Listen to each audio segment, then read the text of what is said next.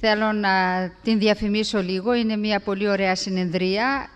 Θα ταξιδέψουμε σε διαφορετικές πλευρές του κόσμου. Θα πάμε στη Ρωσία, στη Γαλλία, στο Ισραήλ, στην Ιταλία. Είναι το διεθνές σήμερα. Και με την αφορμή αυτή θέλω να ευχαριστήσω ειλικρινά τον κύριο Γεωργιάδη και τον κύριο Γιακουμακάτο για την πολύ καλή οργάνωση αυτού του συνεδρίου, για τα πολύ ωραία μουσικά βραδινά και για την ευκαιρία που μας έδωσαν να σκεφτούμε και να έρθουμε να παρουσιάσουμε όλες αυτές τις εργασίες που έχουμε κάνει και που είναι σίγουρο ότι άλλες λίγο, άλλες πολύ θα μας δώσουν νέα κίνητρα για να ξεκινήσουμε νέες σκέψεις και νέες έρευνες. Περιμένουμε ακόμα έναν εδώ στο πάνελ, αλλά νομίζω ότι μπορώ να ξεκινήσω να καλέσω, είναι ήδη στο βήμα ο Τόμας Cappellaro, ο οποίος έρχεται από τη Στουτγκάρδη και θα μας μιλήσει για το ρωσικό παράδειγμα του Bauhaus. Kalispera, Athena. Καλησπέρα. First, I want to thank all the people who made this event possible. I feel really honored to be here with you. Secondly, I would kindly ask you to give a warm applause to the translators who are doing an incredible job here. Without you, I wouldn't have understood anything.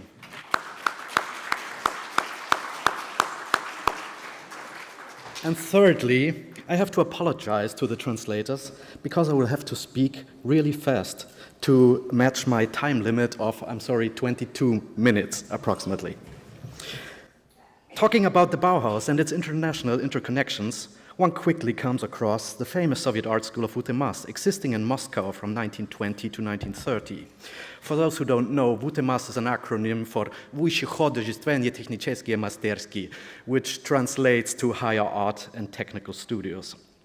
The astonishing parallels between the two schools, their same period of existence, their prominent position within the history of modernist art and architecture, the development of radical new pedagogical methods, their short existence and their fate determined by political circumstances, have led to the Vutemas being repeatedly referred to as a Russian Bauhaus. This designation, however, not only undermines the unique nature of Vutemas, but also suggests a cultural transfer from west to east. One reason for this misleading notion is certainly attributed to the popularity of the Bauhaus, being documented to a far greater extent. Scientific research on the Vutemas didn't begin until the 1950s, and the history of the school has only received increasing attention in the recent years through a series of exhibitions and publications. At the time of its existence, however, the Vutemas was probably well known amongst artists and architects in Western Europe, indicated by the intellectual exchange between the two schools during the 1920s, which took place not only on a personal level through correspondence between members of the Russian avant-garde and artists and architects associated with the Bauhaus, but also, albeit only on a few occasions, on an institutional level. On both sides, the works of individual artists and students of their foreign counterpart were featured in a wide array of magazines and publications, in exhibitions, and in the second half of the 1920s, also student exchanges were organized. The full dimension of actual knowledge transfer between the two schools is still unclear, especially concerning the parallels in the curricula. However, it can be assumed that there was a mutual exchange moving in both directions, and none of the two schools served as a prototype for the other.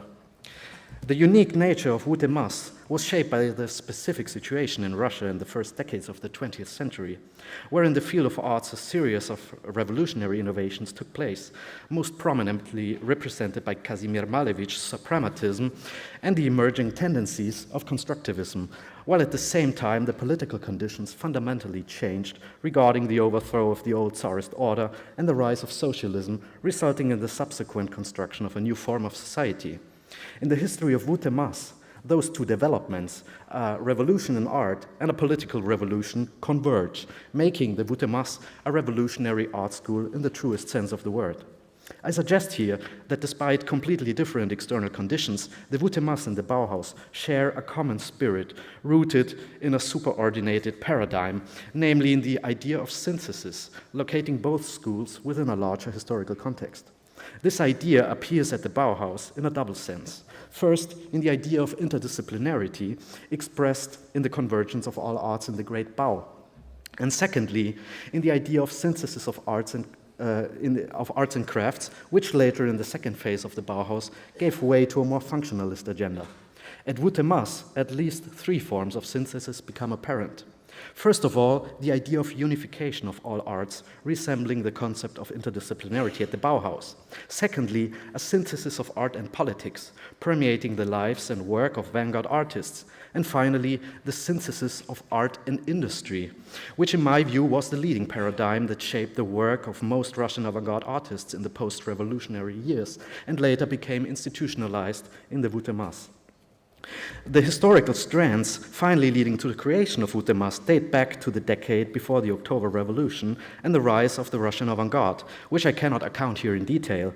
What is important, though, is that these new artistic movements, such as futurism, cubo-futurism, suprematism, constructivism, and rationalism, emerging in Russia during these years, brought about a totally new understanding of art, raising amongst artists the question of how art should be taught. This question manifested itself in calls for the abolition of the old elitist system of Beaux-Arts academies, still rooted in classical tradition, and the demand for freedom of art and artistic self-administration, while at the same time artists started investigating the fundamentals of artistic knowledge, as for example illustrated in the work of Vassiliki. The political events of 1917 finally opened up the possibility of implementing those demands on a political level. Although socialist thought was already widespread amongst artists in the years before the October Revolution, the actual agenda of building a socialist society implicitly supported their demands. It is also not surprising that many artists immediately embraced the political course, devoting their work to the construction of the new society. The first political measures concerning artistic education followed right after the revolution in a wide-ranging educational reform that led to the reorganization of the entire system of state education to align it with the goals of the revolution. The reform conducted by the People's Commissariat for Education under the leadership of literary critic Anatoly Lunacharsky was carried out in two steps. In the first step, the old structure of academies was abolished, transforming them into so-called free art studios that guaranteed relative freedom of art, unrestricted access for students, and partial artistic self-administration, thus following the demands of the artists. By 1920, in a second step, the new system was consolidated and the curricula were refined. In Moscow, the newly created free art studios, the Stroganov School of Art, which was the first free art studio, and the Moscow School of Painting, Sculpture and Architecture, which was the second free art studio, merged, forming the new higher art and technical studios. From the beginning, the Vutemas was conceived as a synthetic interdisciplinary school. The goal was to unite art with production, science with technology, and the new content of socialist life with the needs of the people. Although there was no artistic manifesto like Gropio's Bauhaus Manifest that explicitly formulated the school's objectives from an artist's perspective, the founding decree issued in 1920 and personally signed by Lenin clearly expressed the function of Vutemas. The Moscow Higher Art Artistic and Technical Studios are a specialized educational institution for advanced artistic and technical training, created to train highly qualified artist practitioners for modern industry, as well as instructors and directors of professional and technical education. Here, the notion of a synthesis of art and industry already becomes explicitly visible, resulting from the political goals of the Soviet government, which in the first place aimed on building a socialist mass society based on industrial production. In contrast to the Bauhaus, where Gropius in the first Bauhaus program of 1919 called for a return to craftsmanship, the Vutemas' goal from the outset was to train artist designers in a modern sense for the industry. This task was also reflected in the mere size of the school, regarding student numbers being 10 to 20 times larger in comparison to the Bauhaus. The Vutemas was intended to train large numbers of students in relatively short time, recruiting them from all social classes, according to the socialist doctrine that higher education should be accessible to everyone, regardless of social status or educational background. Therefore, even Soviet workers and peasants who lacked sufficient school education were specially prepared to enter institutions of higher education in so-called workers' faculties. The aim for mass education contrasts the somehow elitist approach of the Bauhaus.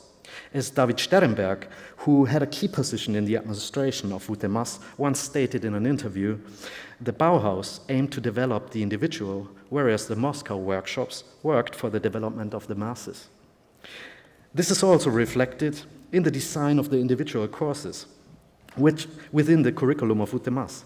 In order to cope with the large numbers of students, teaching methods had to be developed that were less oriented on individual advancement than on broad knowledge transfer, resulting in a series of radical new pedagogical innovations, one of which was a preliminary basic course comparable to the Vorkurs at the Bauhaus. During the entire study period of 5 years, the first 2 years were devoted to the preparatory course. They were followed by a 2.5 years period of specialization within one of the 8 faculties, while the final semester was dedicated to the diploma project. The preparatory course, mandatory for all students, regardless of their later specialization, consisted of 4 basic sections: color, graphics, volume, and space. The courses were almost exclusively led by avant-garde artists, who also developed the teaching subjects within the so-called Institute of Artistic Culture, an avant-garde think tank for the objectification of artistic knowledge as a basis for education. Established in 1920 in parallel to the VUTEMAS and directed by Vassiliki. The work of the Institute clearly reflected the systematizing tendencies inherent in the work of vanguard artists, which then transformed into student exercises, often having a certain standardized character. Some exercises consisted of algorithmic, textual, or graphical instructions which clearly predefined the respective design method students had to exert. The results were open, also within a relatively narrow framework. A vivid example for the objectification of artistic, or in this case architectural knowledge, gives the basic section Space, led by the architect Nikolai Ladovsky, who understood the process of objectification not only as a method for the creation of pedagogical concepts, but also as an investigation into the very foundations of design. Together with his rationalist colleagues, Nikolai Dokuchayev and Vladimir Krinsky, he developed a scientific method to objectify architectural knowledge based on the psychology of human perception, hoping to create a new architectural language based on scientific evidence, the so-called objective method, also known as psychoanalytical method. Ladovsky, who was trained in the classical tradition, thereby tried to develop a kind of classical order based on abstract formal principles, believing that those principles could be deduced from the scientific study of human perception of space, ultimately leading to a new syntax of plastic form, which could then be applied to the design of cities and buildings. Within the course, those principles, categorized in 4 basic groups, geometrical, physical, mechanical, and logical, were examined by the students in abstract exercises directly through working in models and later applied to concrete building tasks. One exercise, for example, focused on the physical principle of mass and weight, another on the mechanical principle of rotation. The formal articulation of those principles was then applied to the design of an industrial building, in this case, for example, a grain silo. Ladovsky's approach of rematerializing psychological knowledge was deeply influenced by a form of positivist thought widespread in the post-revolutionary Russia, and can be seen as an attempt to subordinate architectural knowledge to an economic principle. Already, the expression rational architecture, used by Ladovsky and his fellows, referred to racjonalizatorstwo, which basically means rationalization, which was a movement in Soviet post-revolutionary industrial management. This correlation becomes even clearer in Ladovsky's own words.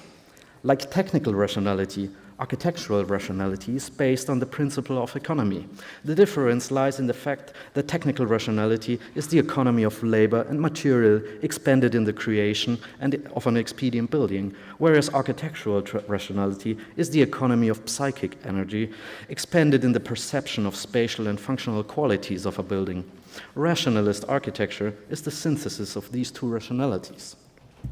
In 1927, Ladowski established the Psychotechnical Laboratory at WTMAS, where he professionalized his research methods using specifically designed instruments and questionnaires to make architectural perception measurable in quantitative terms. His students therefore served as testing objects, producing scientific data on a mass basis. Each instrument was designed to measure one particular aspect of perception, while its name indicated its specific function. For example, the uglasiometer, which was designed to measure the perception of angles, or the ploglasiometer, which was designed to measure the perception of area relations. Or, as you see on the right, the oglasiometer, which was designed to measure the perception of volumes of liquids in these containers. The prostrometer on the left side is too complicated to describe now.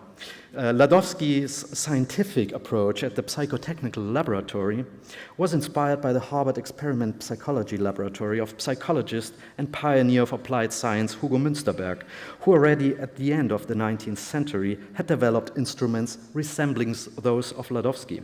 Münsterberg's experiments, in turn, were based on the application of Frederick Winslow Taylor's theories of scientific management, which became widespread in the USSR and also attracted the interest of the political leadership, striving to improve economic efficiency in the still economically backward state.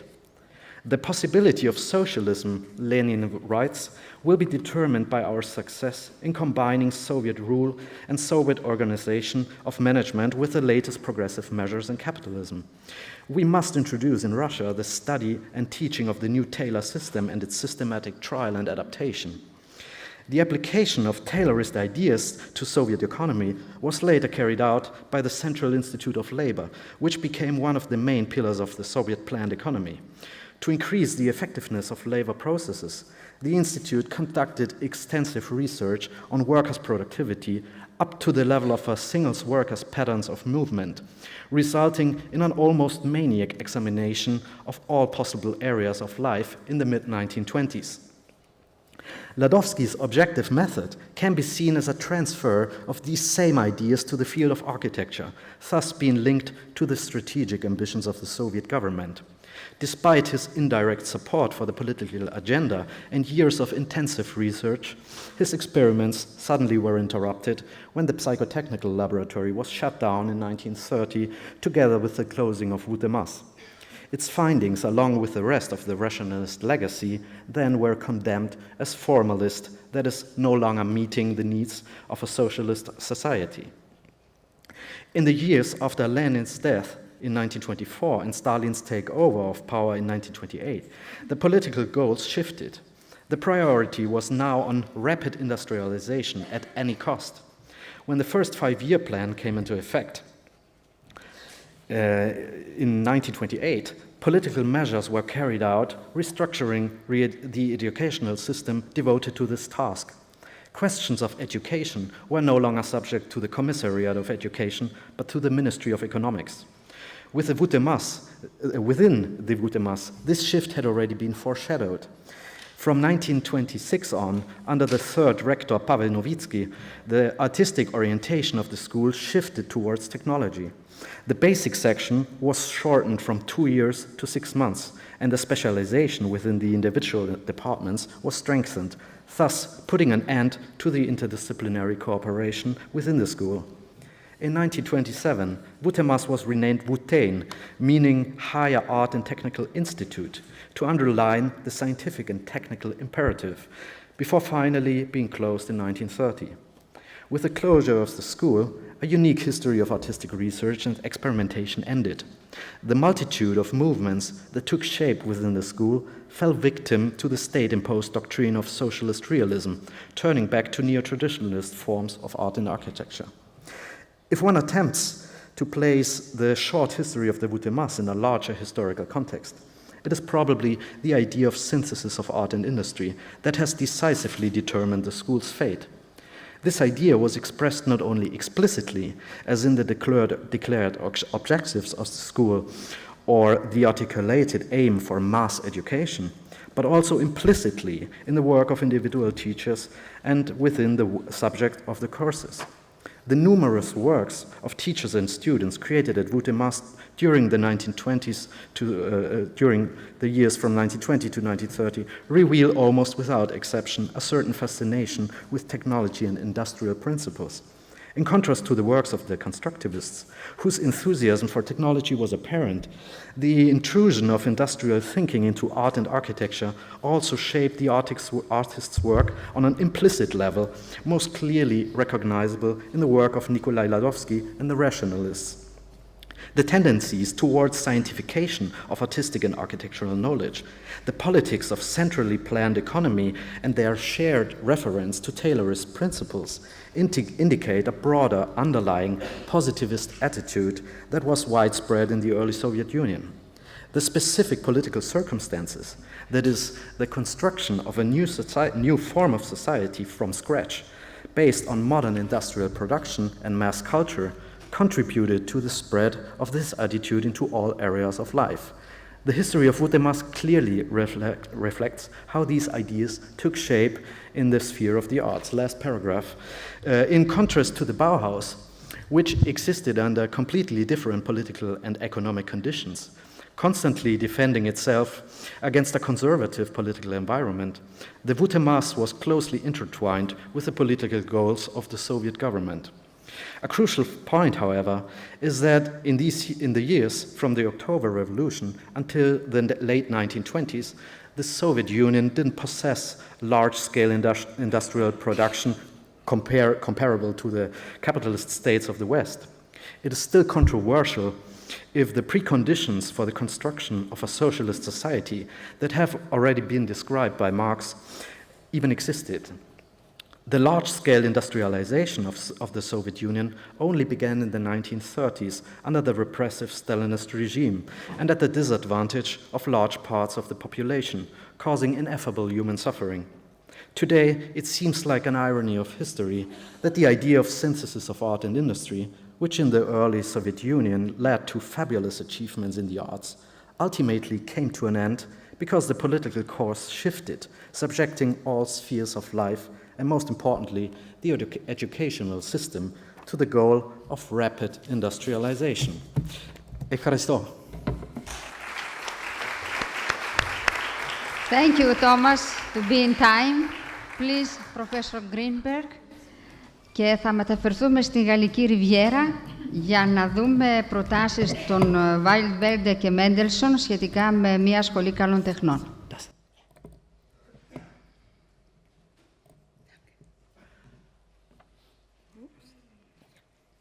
Okay, you have 15 minutes. Yeah. Thank you very much for the introduction, also for the invitation, and I would like to add to Thomas' thanks to the translators. I would like to add the sentence by Umberto Eco, "The language of Europe is translation." So we are in the middle of my topic. In July 1932, official Nazi representatives of Sachsen-Anhalt paid a visit to the Bauhaus in Dessau. They were accompanied by the German architect Paul Schulze-Naumburg. In his function as a member of the Kampfbund für Deutsche Kultur, Combat Alliance for German Culture, he advocated a closure of the school, which he considered an epitome of Marxist Jewish artistic intent and interest. Only a few weeks later, the famous German Reform Art School sealed its doors. After a transitional period in Berlin, the entire school sealed its doors. It was dissolved in July 1933. From one day to the next, the teaching staff under Ludwig Mies van der Rohe was without work and without income. Searching for a new field of activity, Oskar Schlemmer, former head of the Bauhaus stage, came across an advertising brochure which he read about, where he read about an art school project in South France. He contacted the school secretary in Amsterdam and received an answer from London, which he forwarded directly to his good friend Gunther Stölzer, former head of the weaving workshop, and by now living and working in Zurich. Schlemmer wrote, "I wanted to write to you about the Mediterranean Academy. I saw a very opulent brochure at Nierendorf Gallery. Weidewelt Holland is director, Aux Enfants and Mendelssohn co-directors, followed by a list of international people whom I don't know, for ceramics, graphics, this and that. Hindemith for music. 2 to 3 months summer courses. I had written to the secretariat in Amsterdam. After some time received a message from Mendelssohn in London. The matter is still underway, meaning in the stage of theoretical projection. As soon as things are settled, further news. Living on the academy ground possible, what I had asked for. Dance, theater, etc., also planned, not yet stuffed. It is one of the eventualities for us."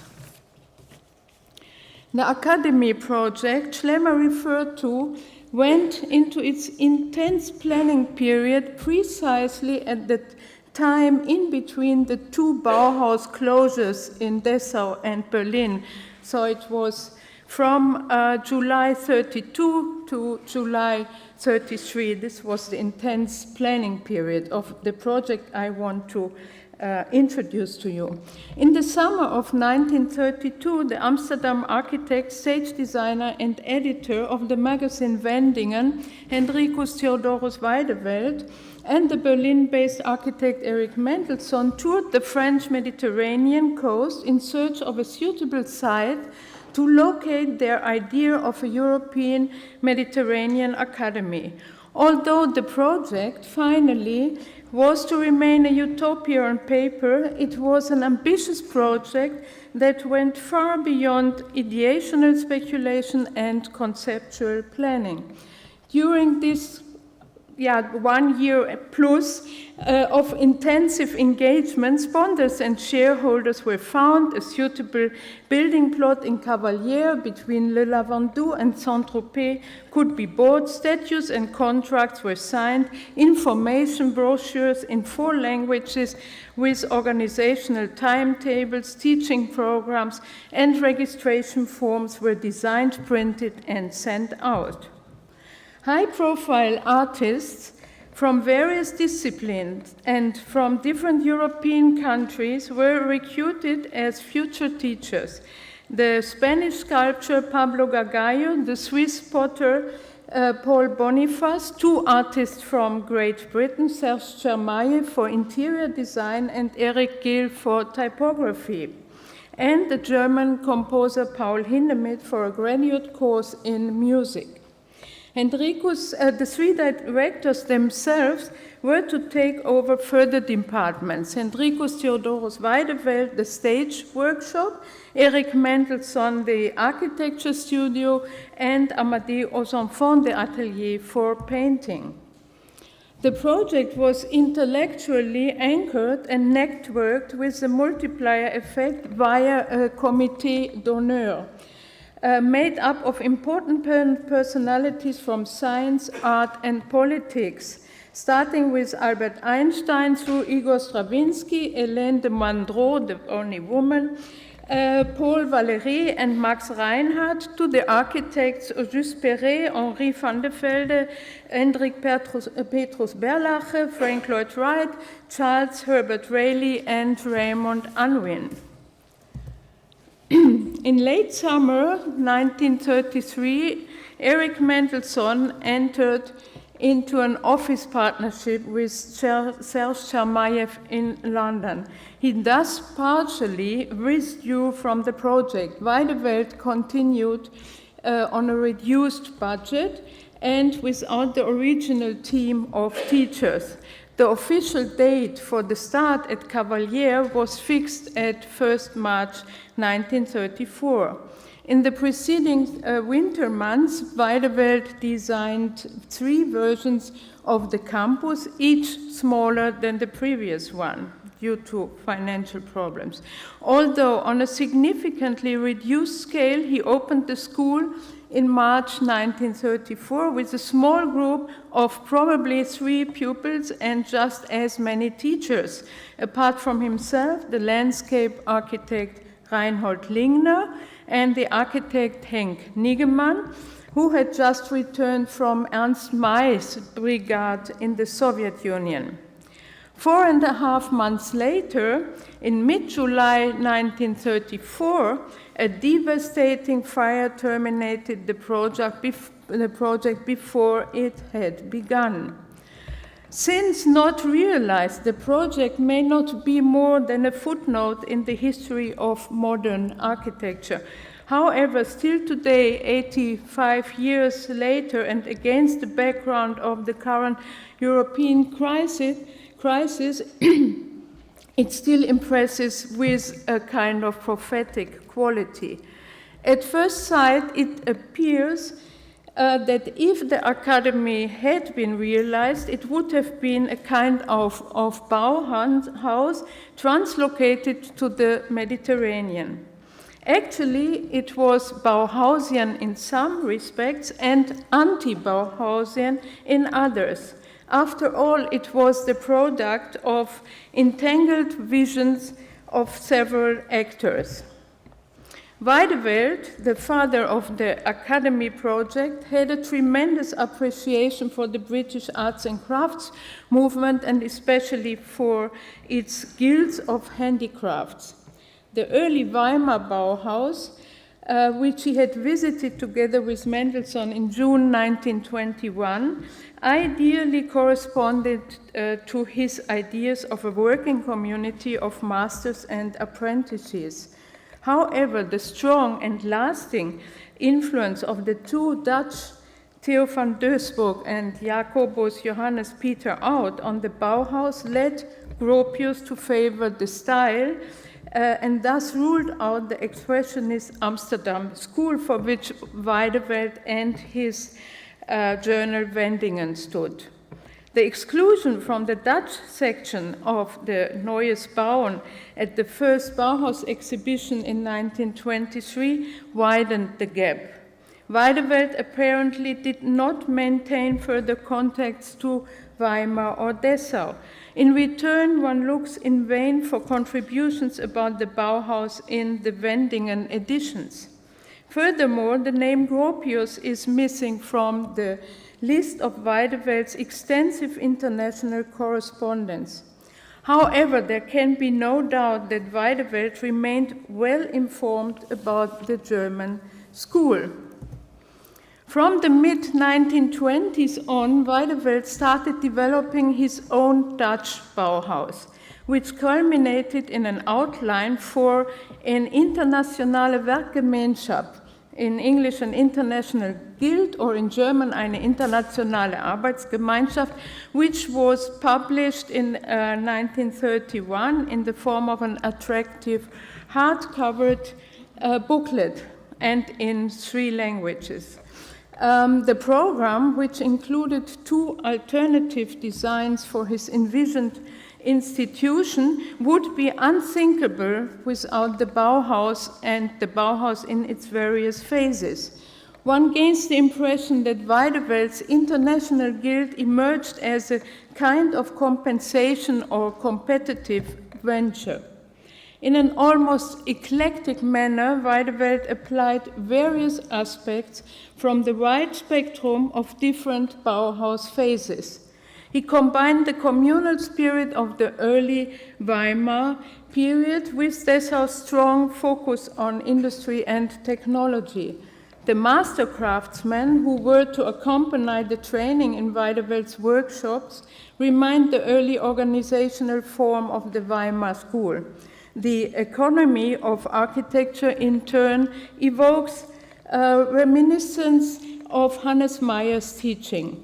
And also the two alternative designs that he put into the book reflect the building complex in Dessau.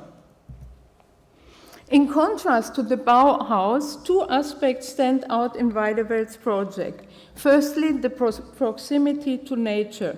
The envisioned location, not the task field, although, the envisioned location of his guild was declaredly non-urban. Creative activity was to draw its inspiration and concentration from the Dutch landscape amidst water, pasture, forest, and heath. Secondly, Weideveld, who at the very same time took part in the competition for the League of Nations Palace in Geneva and won one of the first prizes among 9, placed a strong emphasis on internationality. Even though the Bauhaus recruited and attracted teachers and students far beyond Germany's borders, it defined itself as a German art school that at times charged foreign students double the tuition fee.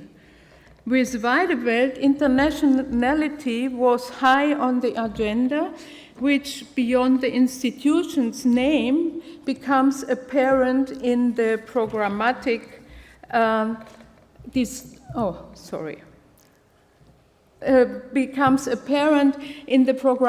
design of the book cover. A distant reminder of Lionel Feininger's woodcut, Weideveld placed a steamer-like building amidst a network spanned between 5 basic geometric forms symbolizing the 5 continents. Erich Mendel, the two aspects deviating from the Bauhaus, firstly nature as a source of inspiration, and secondly the international orientation, remained central to the succeeding project of the European Mediterranean Academy.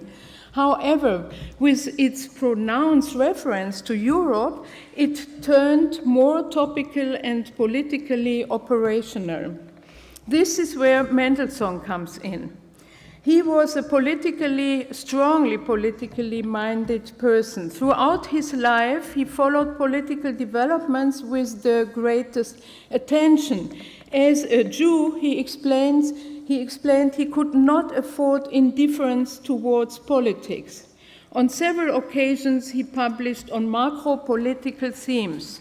Already in an early lecture at the Arbeitsrat für Kunst, in 1919, he decidedly set himself apart from the internationalism and pleaded for a supranationality for which national boundaries would be an essential prerequisite. The British Commonwealth and the United States of America served as models for him. In his opinion, the necessary process of restructuring the world could only take place on the basis of the formation of great entities. Mendelssohn was thus entirely in line with ideas advocated by pioneers of the European unification. And Mendelssohn obtained or maintained personal contacts with key figures of the pan-European movement, including Karl Anton Rohan and Richard Niklas Graf Chaudehove-Kalergi. In the early 1930s, they were to be found among the many guests in Mendelssohn's newly built house above the Havel Lakes in Berlin. Here, in a very informal setting, they could meet the French ambassador, André François Poncet, and other members of the French embassy, which frequently used the exquisite domicile with murals by Amadé aux Enfants for receptions of French artists and men of letters. The idea of a united Europe was often the topic of conversation. During the Weimar period, the idea of united Europe served as a bridge of Franco-German understanding to overcome the hereditary enmity built up by two wars. Early summer 1932, Mendelssohn was invited to give the keynote lecture at the 8th Congress of the European Kulturbund in Zurich. Only a few weeks later, he and Waidewelt toured the French Riviera to find an adequate base for their school project. It was very clear that it stood for more than just a kind of Dutch Bauhaus translocated to the sunny south. Mendelssohn's vision of a European Union became increasingly nurtured by Mediterranean references as a source of southern light versus the darkening political landscape of Berlin. Ideas of the French intellectual elite strongly began to influence his thinking. The writings of Paul Valéry, his Eupalinos, as well as the philosopher's vision for a unified Europe with the Mediterranean as its spiritual and cultural center, became instrumental for Mendelssohn's engagement in the Academy project. In several essays published in the Berliner Tageblatt after a journey to Greece in spring 1931, he already had clearly given testimony to his new orientation, calling Athens Europe's mother and the Mediterranean the cradle of Western civilization. Behind the geographical identification lies the historical authority of antiquity. In the outskirts, and I quote, "In the outskirts of Athens," aux Enfants wrote after one of his journeys to Greece, and I continue quoting, "I saw a young potter turning an amphora as beautiful as the most beautiful that was turned here in the days when Pericles was born in this very village. Once a truth has been discovered, we must forever bow to it.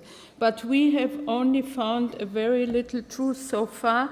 We still have to seek and seek." This is from his memoirs. With the involvement of the French painter and former partner of Le Corbusier from l'Esprit Nouveau times as the third director of the Academy project, specific features of French modernism such as the purisme and retour à l'ordre were activated.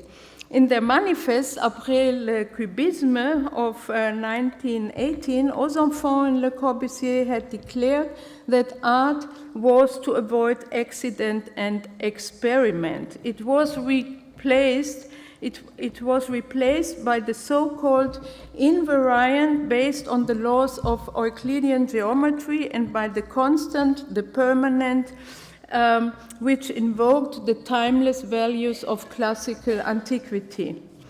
Purism, as they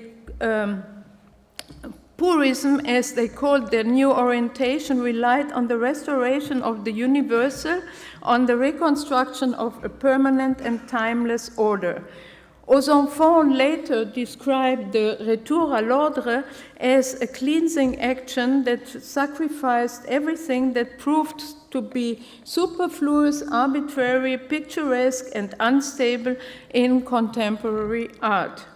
It is important to note that they postulated a modernism that did not see itself as a break with the past, but rather aimed for tying in with an evolutionist view of art history. The present was to emerge from the recourse on the past.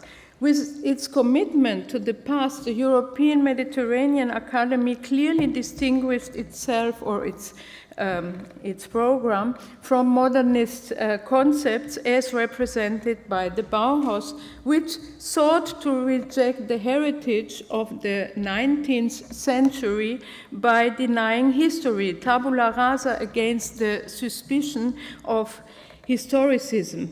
On the other hand, aux enfants and his colleagues also distanced themselves from the classical receptions of previous epochs.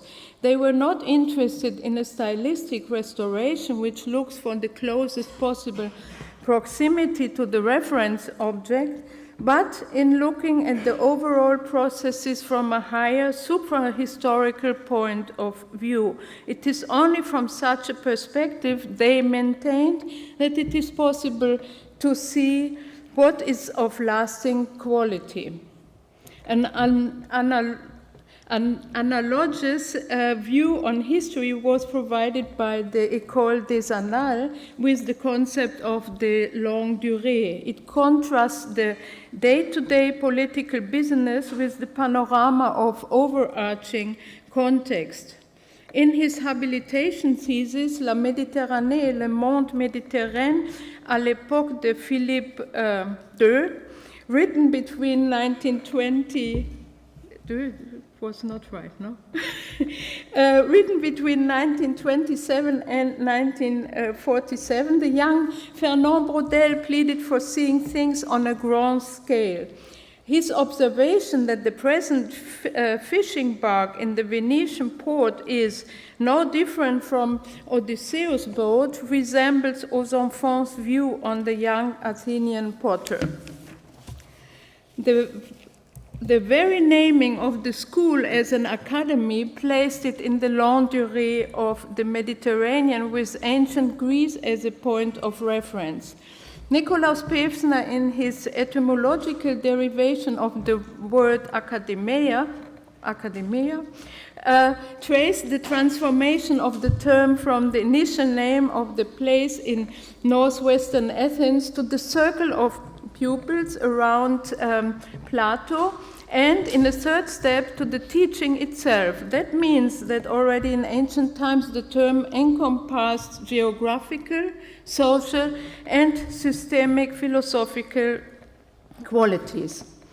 Times and again, aux enfants emphasized the fact that the French Provence had been a Greek settlement area, thus locating their own academy project in the longue durée of the antique tradition. And I quote, "We are founding an academy since we feel drawn to the Mediterranean because this sea has the foundations of European culture.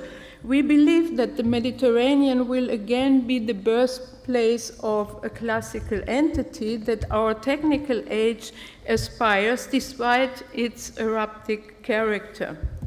Professor Greenberg, 2 minutes, please. Although there are clear links to the Bauhaus, such as the transdisciplinary approach, the holistic claim to education, the method of learning by doing, the rejection of specialization, the pioneering role of architecture, the concept of the Académie Européenne Méditerranée with its reference to nature and history, as well as its embedding in the European context, clearly set itself apart from the German Hochschule für Gestaltung. Ultimately, the Academy project was the product of different interests, or rather visions, of three strong artist personalities: Mendelssohn's cultural political commitment, Weideweld's lifelong passion for working communities, and aux enfants' aesthetic pedagogical approach. The intellectual capacity of their multilingual think tank created a promising space for future potentialities worth to be revisited, especially under the aspect of a concerted European vision by artists and architects. Thank you. Thank you very much. Thank you. Gianluigi Freda από το Πανεπιστήμιο Φρεντερίκο δεύτερος της Νάπολη θα μας μιλήσει για την μεταφορά του παραδείγματος του Bauhaus στο Ισραήλ.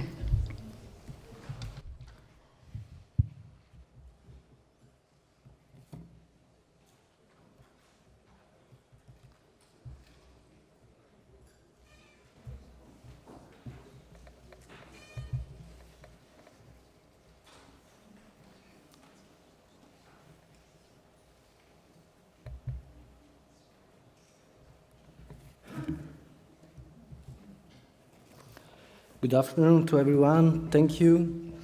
My presentation is focusing on the Bauhaus heritage in modern Israeli architecture through the works of a group of young Jewish Bauhauslers, but I will also try to understand which condition actually has allowed such a widespread of modernity in Israel.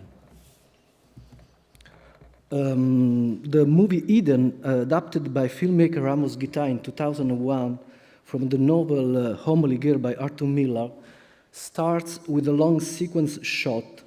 A house is a modernist, sort of modernist house is under construction, while not far away, a man reads aloud from a Gropius book a few sentences, while his wife, lying on him, is shaping on herself a belly with sand. I like to interpret this image as a symbol of a nation that is about to be born with the features of modern architecture. Amos Gitai is the son of the Bauhaus student Munio Weintraub Gitai, and he is very able to describe in a few minutes of shooting, on one hand, the bipolar character of Israeli modernity that is, to me, based on the opposition between cultural and geographical identity of the Middle East and the application of functionalist paradigms to local architecture, and on the other hand, the process of the realization of a new model of existence made possible also by the teachings of Bauhaus.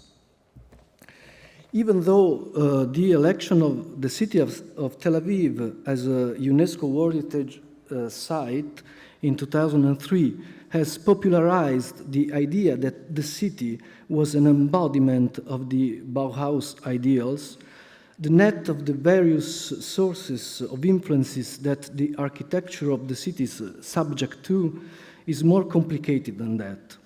However, the Bauhaus legacy in Israeli architecture has its roots in the work of a group of young architects who studied at Dessau and then left Germany to emigrate or to go back to Eretz Israel.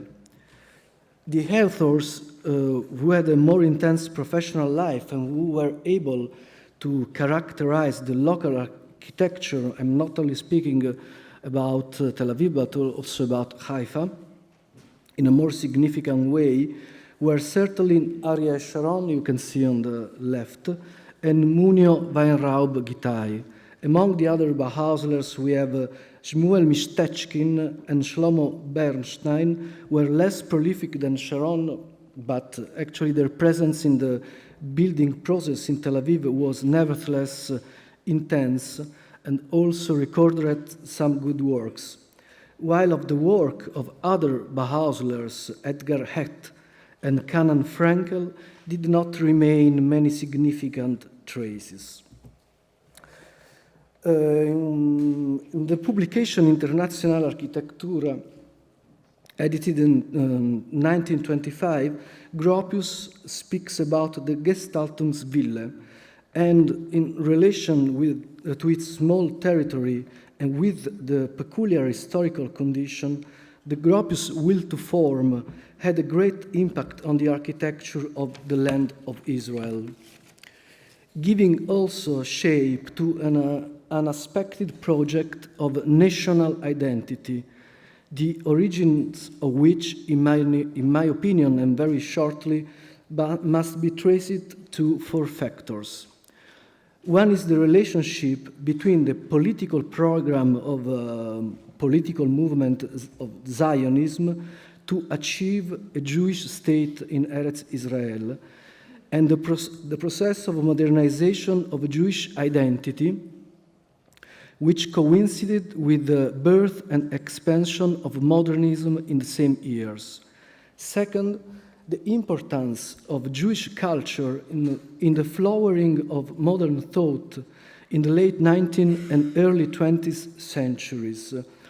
For this, it is important to pay attention to the researches of Mira Varaftish, who actually researches about the huge presence in Germany before the raising of Nazism of Jewish architects, about 500, he recorded.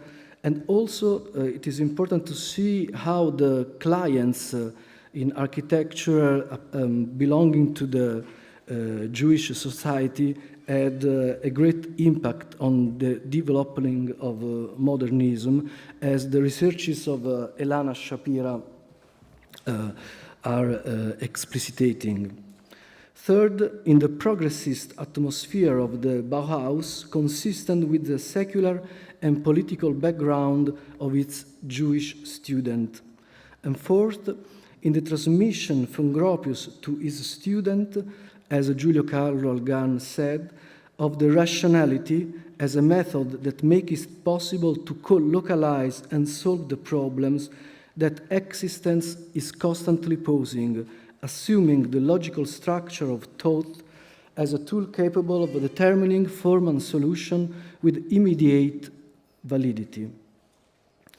This condition allowed the ideals of Bauhaus to find in Eretz Israel the most welcoming place to realize the utopian dream of total renewal of taste, expressing also the egalitarian ideals and community spirit that had been formed within the school of Gropius too. The socialist component of Zionism, which entrusted to the working class the construction of a new progressive Jewish society, created the first forms of settlement with the typologies of new rural settlements, the kibbutz you can see up, and the moshav, in which young settlers like Sharon had the opportunity to experiment architecture, new construction techniques, and civic engagement. As a demonstration of the importance of those experiments, to get a clearer picture of a relationship between Bauhaus atmosphere and, let's say, kibbutz lifestyle, later in 1976, Aryeh Sharon in his own autobiography, Kibbutz and Bauhaus, will explain and describe the importance of the Bauhaus legacy in his life as an architect operating in Israel in the pre-foundation, post-foundation state, establishment of state. Sharon was actually the one who left the most eloquent traces in Israeli architecture of lessons learned at Bauhaus, which be consulted now thanks to the archive edited by his daughter, Yael. You can see in the picture on the right, at her first birthday with his father, they were living in a house, in a master's house in the south. Yael is the daughter actually of Sharon and Gunther Stolz, another very important student and teacher of the Bauhaus. Anyway, Sharon was born in Yaroslav in the present-day Poland in Central Europe, so-called Galicia, in right the beginning of the 20th century, and at the age of 20, following the socialist and Zionist movement, Hashomer Hatzair moved to Eretz Israel to become a kibbutznik, a resident of a kibbutz. Later, he spent a year in Berlin to get in the Bauhaus in 1926 as a student. Sharon attended the preliminary courses, the Forkurs, held by Kandinsky, Paul Klee, Halbers, Josh Smith, producing many works and also many interesting notebooks in which he underlines the importance of teachings on the analytical drawing and making models in order to express with a minimum number of lines, points, or colors the basic nature of the subject. But Sharon notes on the aspect of economic and political management of architecture and on the progress of technology are equally interesting. In a page dated November 14, 1927, Sharon notes down some important cultural references concerning, in this case, the Genossenschaft theme, that is the model of social and cooperative housing, and is focusing on some cultural references like Proudhon mutualism, Fourier phalanstery, Charles Gide cooperativism, will found a precise form in the interpretation that Sharon will give to the pre-foundation residential architecture of the State of Israel. And an equally influential lesson to Sharon was that taught by Konrad von Meyenburg at the Bauhaus, entitled The Fundamentals of the Workforce, Grundlagen der Arbeit und Arbeitsforschung.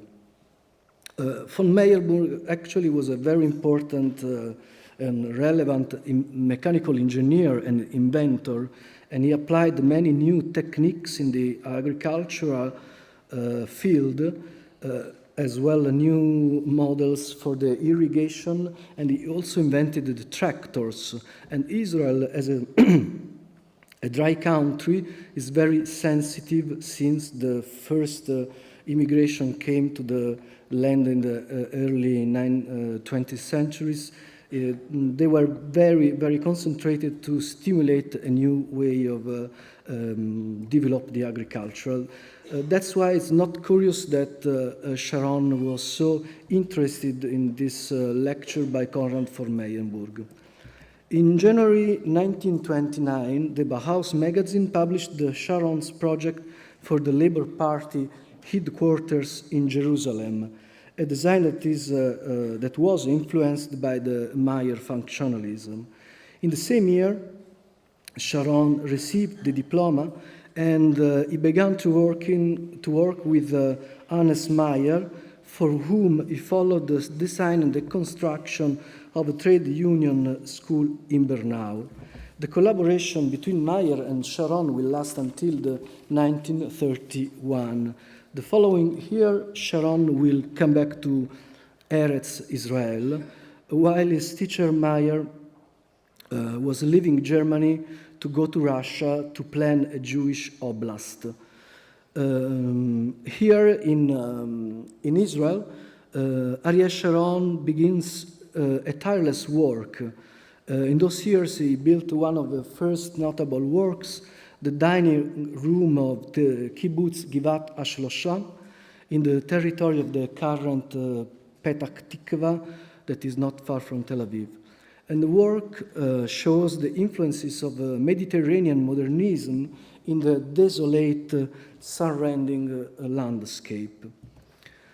The project for the Histadrut Pavilion, built in 1932 for the Levant Fair, is aimed at showing the progress and rationalization in the field of agricultural production, as well as the optimization of labor resources in the land of Israel. The 4 parallel exhibition spaces that form a path in which programs, diagrams, strategic plans, and products regarding the agricultural sector of Israel are shown are made up of very simple structure, and maybe an analogy is visible both in terms of design and content with the pavilion for the Ahag Sommerfeld exhibition in Berlin-Zillerdorf that Gropius created in different sides for his patron Sommerfeld in 1928. The Sharon's work and the Bauhaus legacy should be read not only in terms of new aesthetics, but also as an impulse towards the construction of a modern society in Israel, implemented with an architecture at the service of social needs. Sharon's cooperative housing actually actualized this program in a very convincingly way.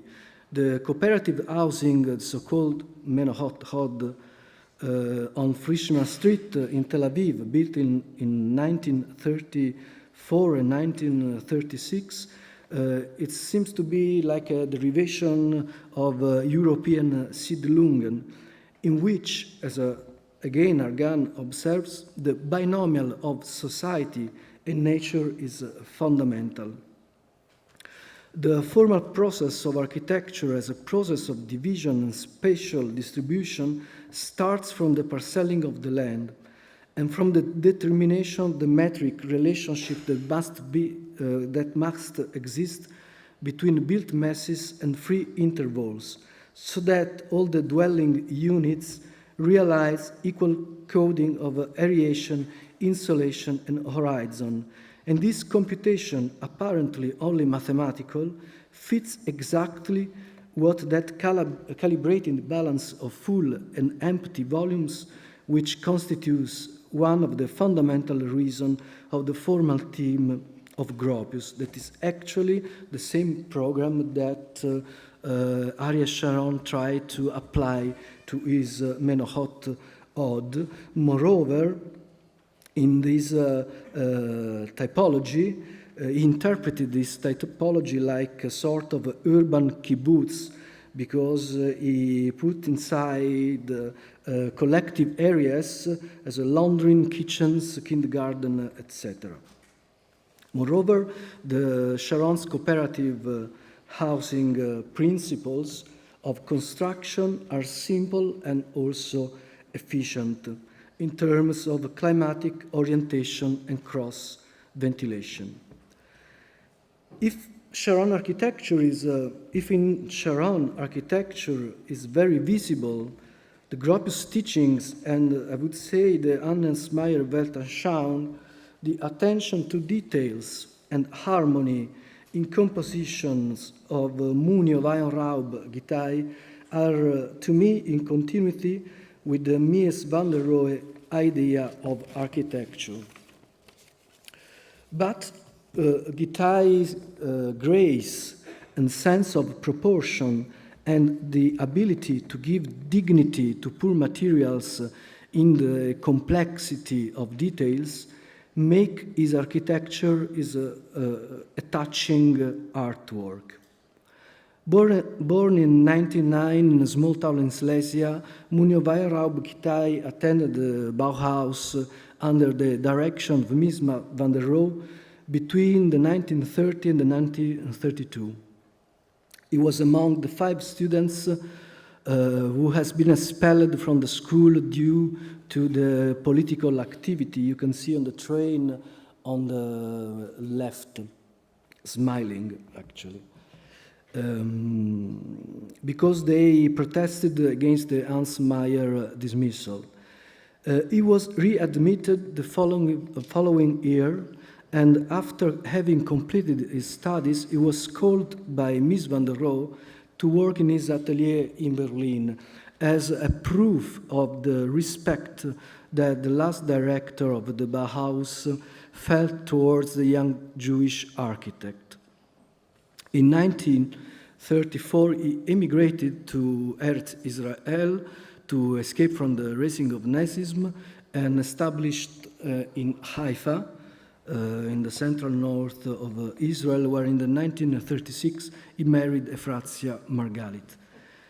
Gittai's work are many. They include kibbutz, private villas, public buildings, residential cooperative, but it is his last built work, the dining hall of the kibbutz Kfar Masarik near Akko, which more than others can illustrate the poetic attitude of its author and his ability to rewrite, almost 30 years after the end of the Bauhaus, the aesthetics born within the Gropius school. 2 minutes, please. Yes. Built in 1963, the dining hall has the basic sobriety of the pioneers kibbutz, but it finds in the general compositional layout and in the dedication to the details a new design quality. As Mies does, even Weinraub raises the building from the ground. Moreover, Guittari looks at the classic architecture. As Richard Ingersoll observes, the theme of the double pathos and the relationship with the landscape has some relationship with the Japanese palace, but it looks also to have a relationship to me with the classical Roman villas. Moreover, the carefully designed details bring out the Munoz Weinraub background. Before becoming a Bauhaus student, he spent 1 year in a technical school in Berlin on the advice of Hans Meyer to improve his knowledge on materials and techniques.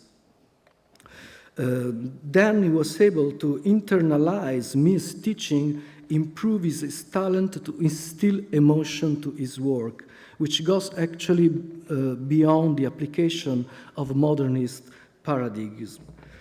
Munio Guittari allows the legacy of Bauhaus to go beyond the dogmatic nature of modernism, to find its expressiveness in the dialogue between the architecture and the place. Thank you.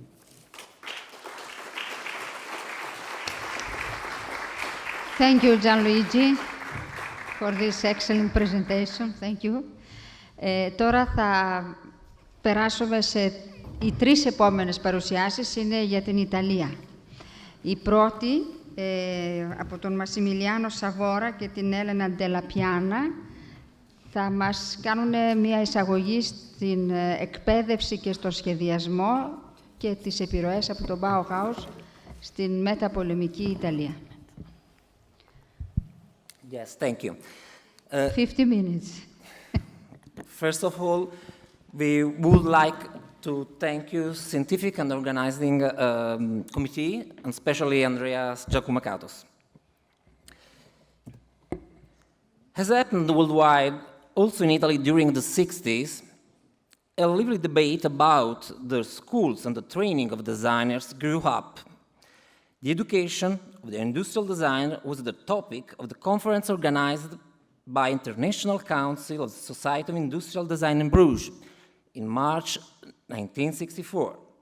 Under the presidency of the Misha Black, they took part, among others, William Catavolos, Thomas Maldonado, Roger Tallon, Gino Valle.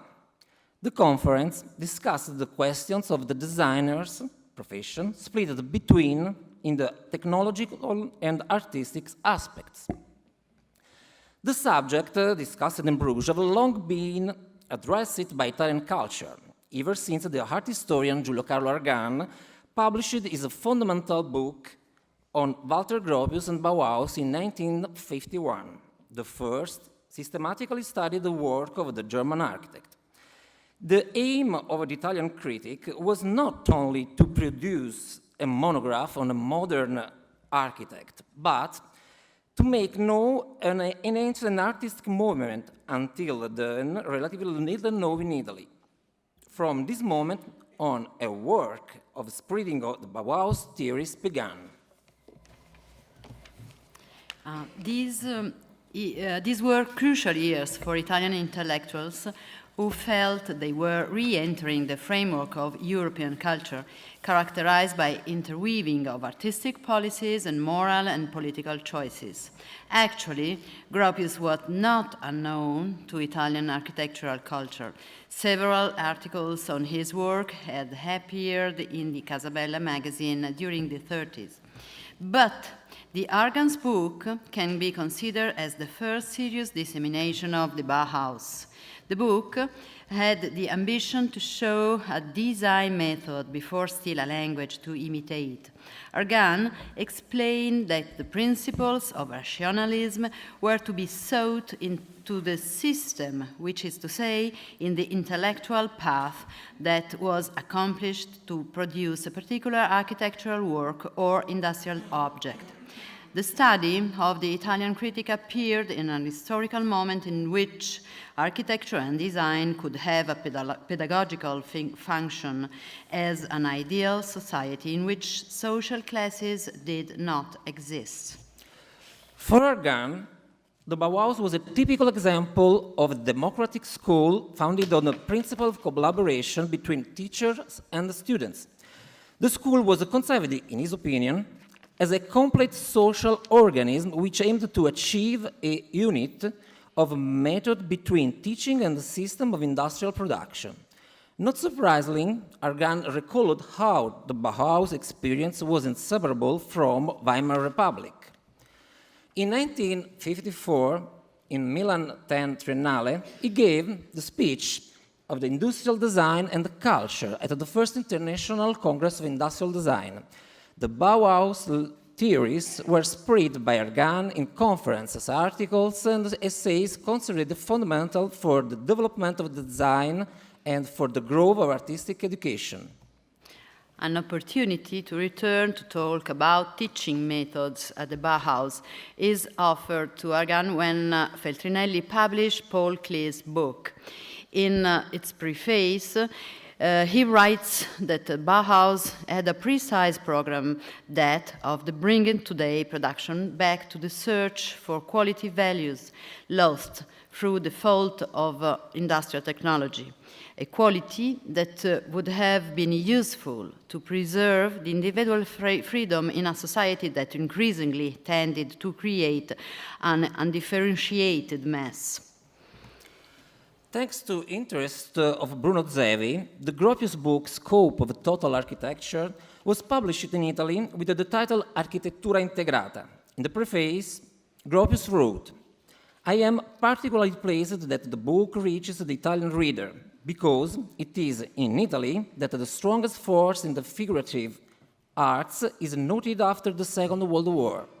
Perhaps Italy is destined to clarify on what factors of modern life we must base ourselves to recover the lost sense of beauty and promote in an industrialized era a new cultural unity." Indeed, Ernesto Natter Rogers contribute to dissemination of Gropius' thought. He looked at the German architect as a distinguished master. With the occasion of Gropius' 70th birthday, Rogers held a lecture at the Polytechnic of Milan. The aspect that emerged was the profound esteem for his moral and intellectual value. Rogers wrote, "Le Corbusier could have a deeper fantasy than Gropius, Miss Van der Rohe a more sublime purity, Frank Lloyd Wright a more touching sense of nature. But Gropius is a conscience, is an educator, is a logical rigor that analyzes the problems of modern architecture and summarizes it." Rogers called Gropius a builder of architecture and man.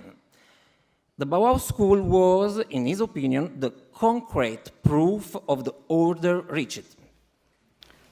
He defined the school a masterpiece, a whole work of a humanist, artist, and pedagogue, while the Bauhaus building was a place built with a rigorous sincerity and the ideal place for a free, anti-academic, anti-dogmatic teaching system.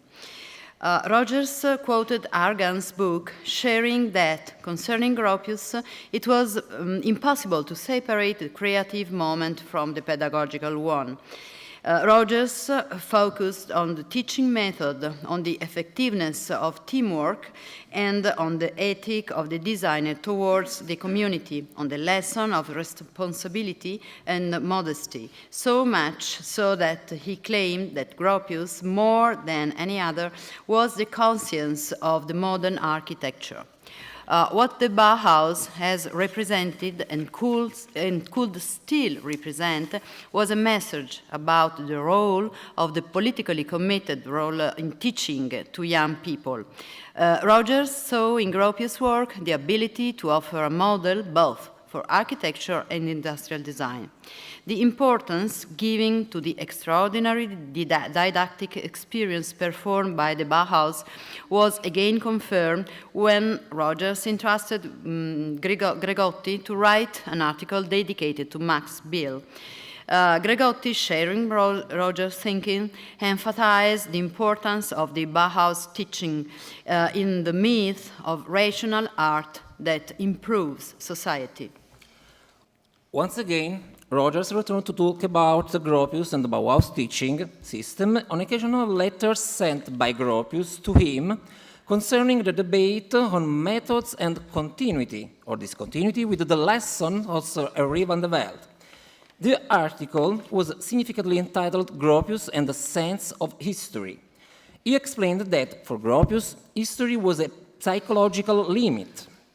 The dialectical relationship between the Italian pupil and the German master was highlighted by Rogers, establishing the connection between Maurice van de Velde, Behrens, and Gropius, the latter considered his a spiritual father. The exhibition on Bauhaus, under the appointments of Gropius himself to travel across several countries, was hosted in one of the Galleria d'Arte Moderna halls in Rome in 1961. It officially opened a new season of the reinterpretations, more and more operational both in design theory and practice. Specifically, the discussion was implemented when the model of the Bauhaus school was analyzed as an example for the design school, flourished in Italy from the beginning from decade, but some clues can also be found earlier. In fact, Stile Industria, the first Italian magazine specially devoted to industrial design, graphic and packaging, dedicated from the very beginning of its issues several articles to the designers' training, reporting the situation of international design schools and wondering the hypothesis of a systematic and organized network of schools at university level in Italy. Thomas Maldonado, the dean of the Ulm School, in his speech presented at Bruxelles World Exhibition in 1958 and immediately published on Stile Industria, told on both the future of design and how to achieve a well-temperate design training. He began precisely evoking the Bauhaus to correct and more often to reject the most of the, I quote, concept that served as a basis for his ideology, and claiming for an otherwise contrary scientific approach, because, he says, the Bauhaus was not a miracle. What Italian and international designers and critics shared in the answering to Maldonado's point of view was that the accounts with the Bauhaus were by no means closed. Bauhaus and or Ulm were alternately denied and celebrated till 1961. A huge overview underlined how many of the Bauhaus heritage conceptions had to be abandoned, such as the year of the preparatory study on the workshops replaced by more dynamic and more specific scientific study. Practically, the didactic side of the problem had been faced in 1960 when the first Corso Superiore di Disegno Industriale opened in Venice, referring in its official documentation to international design schools, the Bauhaus, the Ulm Hochschule für Gestaltung, and the Chicago Institute of Design in this order. This vagueness is witnessed by the Italian debate on the overall idea of industrial design. Filiberto Menna, an art historian, as Argan was, promoted in 1961 a debate on the new meanings of industrial design and on the new interpretation of, among others, the Bauhaus method. Summing up, all the intellectuals recognized the Bauhaus, the primogeniture of industrial design, but many of them toil or avoid to establish a clear relationship, positive or negative, with contemporary design. Back somehow to the teaching, in 1963, Silvano Tintori wrote as a textbook for students attending his course of History of Civilization, Cultura del Design. Tintori's work traces the genealogy which begins with the Paleolithic artifacts and ends with the Bauhaus and his legacy. He admonished his students, we must look at them, trying to understand the matrix, to gather the profound reason of their structure and their original and revolutionary meanings. These and the following statements could clarify the gap between the interest and admiration for the Bauhaus and poor application for its methods. In fact, there was more than some irreconcilability between the architect's education, from which the designer one derived, and the Bauhaus approach. The typically Italian architetto integrale, the total architect, deeply imbued with the humanities and rather detached from the workshop experimentation as a stern guest, undermined the possibility of rereading and transforming the Bauhaus model and allowed only an analytical approach, together with the hope of drawing inspiration rather than the teaching addresses. In some other case, the criticism was more radical. Bruno Zevi, answering to Maldonado's question, "Ist das Bauhaus aktuell?" stated an unquestionable no, revealing how, I quote, "no one, not even in Ulm, is willing to take on the legacy of the Bauhaus." The underlying criticism is the absence of a method, and above all, the absence of the contribution of a modern historical critical vision. The goal and the solution should have been the establishment of a modern academy in substitution of the outdated one. The presumed relationship between the Bauhaus and the Ulm school was underlined in Italy too, in 1967, in contemporary which definitive Ulm closure. The magazine Marcatré published a series of manifestos by the Ulmians, insisting on the parallelism of the political reasons for the closure of the both schools. Bruno Zevi, denying the direct lineage between the two schools, accused the first one of eclecticism and the second one of submission to market and the capital, like the wool design is a discipline degenerated to a job. Summing up, the end of the decade marked by Gropius' death highlighted the progressive abandonment of the Bauhaus model in the debates about the creation of and improvement of design-specific training courses. On the other hand, the taste Bauhaus grown, also thanks to brave entrepreneurs who realized that the time was ripe for German pre-war products. In 1962, Marcel Breuer authorized the Gavina company in producing all his chair models in word exclusive. All these were objects that became independent bearers of formal values. The occasion to rekindle the debate were the celebration of the Bauhaus 15th anniversary, with the publication of a special issue of the magazine Controspazio, prepared since the previous year before the death of Gropius and Mies. The issue editors declared their intention not in celebrating the dead horse, as Laszlo Molinaghi has caustically defined the Bauhaus, but in exploring a phase that, in terms of relation with, I quote, critical and operational problems in architecture, have had poor comparison in quantity and quality. The contributions aim in inserting the Bauhaus correctly in the historical flow, linking the different aspects faced by the school: visual arts, political and social assets, abroad developments, main character, practical effect, even the dark side of the involved theories. The key is stated that the Bauhaus must be considered a school in two ways. On one hand, the teaching program addressed to the students. On the other, will image, including programmatic statements, slogans, Gropius architecture, but Mies or Meyer's one too, items produced in workshop or industries and so on, depicting a magmatic and multi-layered but dramatic idea. Regarding the specific of the possible didactic influences, the issue presented a series of testimonies on the debate between Gropius himself, Maldonado, and others, together with original documents on the course's organization, manifestos, and chronology, without taking a position on the possible application in Italian teaching system.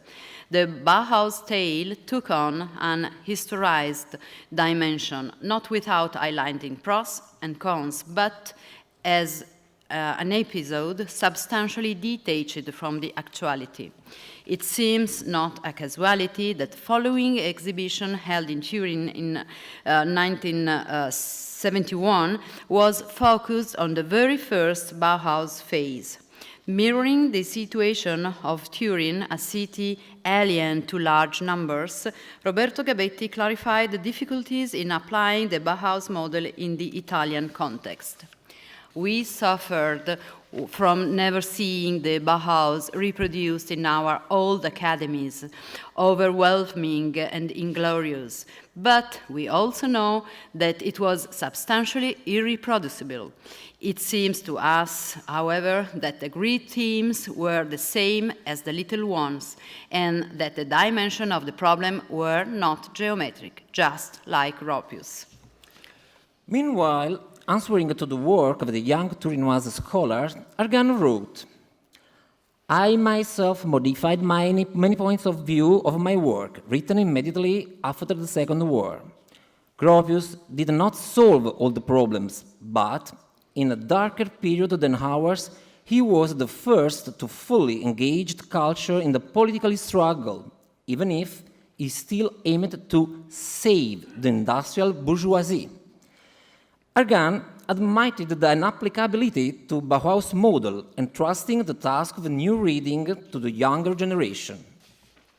As Tafuri observed, the jump in scale in the project from Spoon to the City, as Rogers crystallized, was due in Italy to the Bauhaus legacy, and it is probably the reason why the design was entirely done by architects since the interwar period. The same Bauhaus model, above all in relation to its non-historicity, to the importance of the workshop and of measuring oneself with factuality, prevented the development of design schools really based on the Bauhaus model. If, on one hand, the design was originally done by architects and the design schools grown within the Faculty of Architecture, on the other one, right in the architecture faculties, the study of history and its use as a living matter for design collided profoundly with the Bauhaus proposal, preventing an application that went beyond an albeit lively debate. Thank you.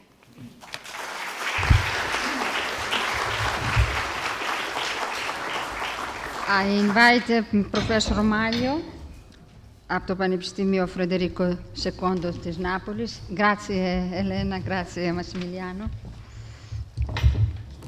Η δεύτερη ανακοίνωση με θέμα πάλι την Ιταλία, Hans Meyer και η επιρροή από τον Bauhaus πάλι στην Ιταλία μετά τον Δεύτερο Παγκόσμιο Πόλεμο.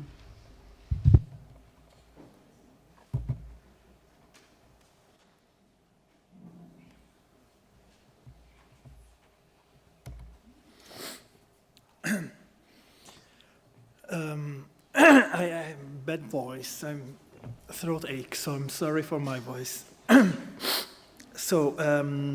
After the Second World War, the Italian culture was determined to fill the gap with other European countries. In the field of architecture, the Bauhaus legacy seemed to be particularly relevant, as the general and disciplinary debate demonstrated.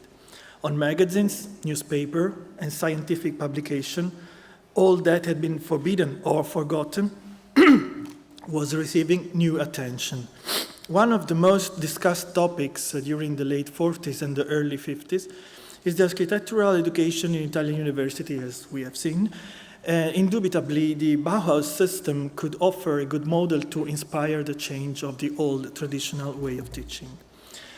As many scholars pointed out, the first years after the fascist dictatorship in Italy were still marked by a dangerous provincialism. Among those on the pages of his magazine Metron, Bruno Zevi wrote in 1947 that we had an oversaturation of foreign books that have been successful more than their real value could make expect. These are the words of Zevi. Zevi named the 1936 book of Nikolaus Pevsner, pioneers of modern movement, from William Morris to Walter Gropius, and said it is excellent, but old and outdated, as much as some equally successful writings of Le Corbusier and Wright. In this article, Zevi proposed to reform the teaching of history of architecture in Italian university, and it is relevant that in the same issue of the magazine, as an editor, he published an article of Hannes Meyer about the education of the architect. Meyer's contribution in the magazine was remarkable because, as it will be explained later, in the years following the war, his figure was almost forgotten, while the legacy of the Bauhaus was mostly connected to Gropius' personality. In spite of some good friendships with Italian architects, artists, and politicians, Meyer did not work in Italy as he should have wanted, and published behind this article on Metron just 2 other articles about Mexico and Switzerland on the magazine Edilizia Moderna. One of the first Italian publications about the Bauhaus, relevant also on an international level, as we have seen already, was the one of Giulio Carlo Argan, Walter Gropius e la Bauhaus, a book of 1951. The Italian art historian based his study on Gropius' personality and on the social, philosophical, and political context of the Weimar Republic.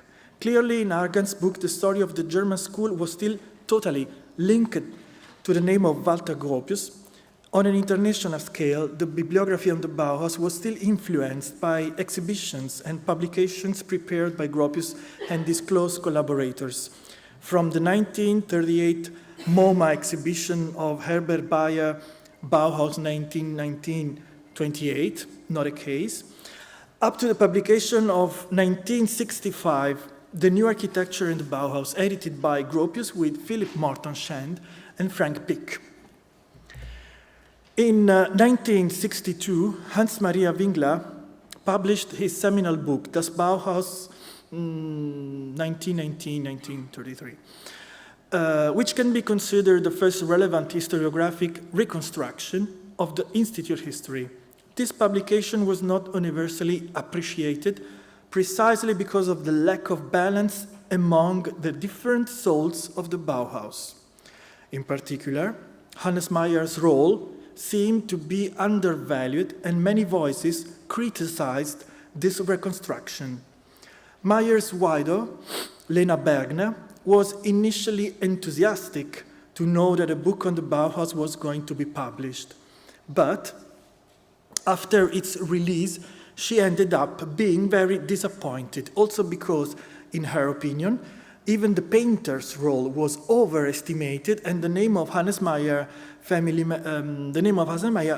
been often omitted. This disappointment did not only concern Meyer's family members, but also a not small part of the critics. Among many voices, such as the ones of Max Bill and Lucia Moholi, it has to be remembered the one of the Argentinian designer Thomas Maldonado, who had a leading role in the Hochschule für Gestaltung in Ulm, a school considered as a kind of new Bauhaus, an answer to the Wingler's book, and after having spoken with Lena Bergner, in 1963 Maldonado wrote a long article entitled Ist das Bauhaus aktuell? Is the Bauhaus actual? Where he considered Wingler's book incomplete and subjective. He based his analysis especially on the reconstruction of Meyer's role, writing that Wingler, this is Maldonado's word, Wingler fails to unravel this network of random political and personal anecdotes, which for a long time constituted an impediment to an objective evaluation of Meyer's contribution to the Bauhaus. As a previous case to the book of Wingler, Maldonado cited only Gropius and Bayer's MoMA catalog and Argan's book, where the latter, Maldonado writes, wants to give an interpretation only of the origin of the pedagogical and artistic philosophy of the Bauhaus from a sociological point of view. This controversy did not interest only the American and German disciplinary debate, as the Bauhaus legacy was a very relevant topic for the whole international architectural culture.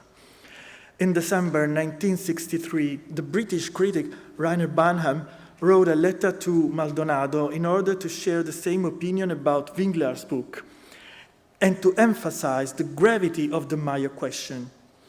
Banham writes, "If it's true that Winkler has made a slanted selection of documents on the Mayer affair, then he has done all progressive design educators and the profession of historian a scandalous disservice. The trouble is that, in the absence of an independent and definitive study of Mayer, only a few are in position to know how Winkler has handled this important matter, and practically every one of those few has an axe to grind." This controversy had a clear reflection on the Italian architectural debate. In 1970, a shorter version of Maldonado's article, accompanied by other writings on the Bauhaus, appeared in Italian language on the magazine Controspazio. Here was actually published a summary of 3 different Maldonado's writings for the magazine Ulm, among which also a letter exchange with Walter Gropius that was following the article Ist das Bauhaus aktuell? Editor-in-chief of Controspazio was Paolo Portoghesi, and the monographic number on the Bauhaus was edited by Ezio Bonfanti and Massimo Scolari. This last one also published in the same issue an article about Mayer's role in the Institute, considering once again Hans Maria Winkler's book incorrect, as it didn't recognize that Mayer had realized Gropius' program, that is a real school of architecture with a productivist approach. Between 1963, when Winkler's book appeared, and 1970, when this issue of Controspazio was dedicated to the Bauhaus, many historiographic contributions had partly offered different critical positions. In 1965, the Swiss scholar Claude Schneid published the first book dedicated to Mayer's work, 11 years after his death, with the preface of Tomás Maldonado. Surprisingly, the Swiss publisher of Schneid's book, Arthur Nigli, decided to include as a final commentary a letter of Walter Gropius, where Mayer was considered insincere. The publisher himself considered Mayer as a petit bourgeois and a social climber, as he wrote to Maldonado, and did not warn Schneid about the inclusion of Gropius' letter in the book. The publisher also accused Schneid and Mayer's wife of Lena Bergner, who of course collaborated to the publication, of not having freed Mayer's writing from the useless and stupid political rhetoric. During the late 60s, that means after Schneid publication, the Italian architectural debate has seen some relevant changes that were also related to the student protest movement and specific political climate. The incidents of Schneid's book on Mayer made clear how difficult it was to reconsider that part of the Bauhaus legacy, even after Gropius' death in 1969. Nevertheless, the most relevant study on Mayer after the book of 1965 appeared not in the conflicting architectural debate of the two Germanys, and not in Mayer's homeland, but in Italy. In 1969, Francesco Dalcò published a collection of translated Mayer's writing with a long introductive essay under the title Hannes Mayer, Architettura o Rivoluzione, Architecture or Revolution. The book had a relevant role in order to let know the evolution of Mayer's thought even before and after his Bauhaus stay, so that he could really feel a knowledge gap. However, the book was not always appreciated, as the reaction of Massimo Scolari on the pages of Controspazio in 1969 demonstrated. Scolari criticized the partial selection of Mayer's writings and the assumed misinterpretation of his historical role. He also disagreed with Dalcott on the fact that after the Bauhaus experience, Mayer had not developed substantially different theoretical positions.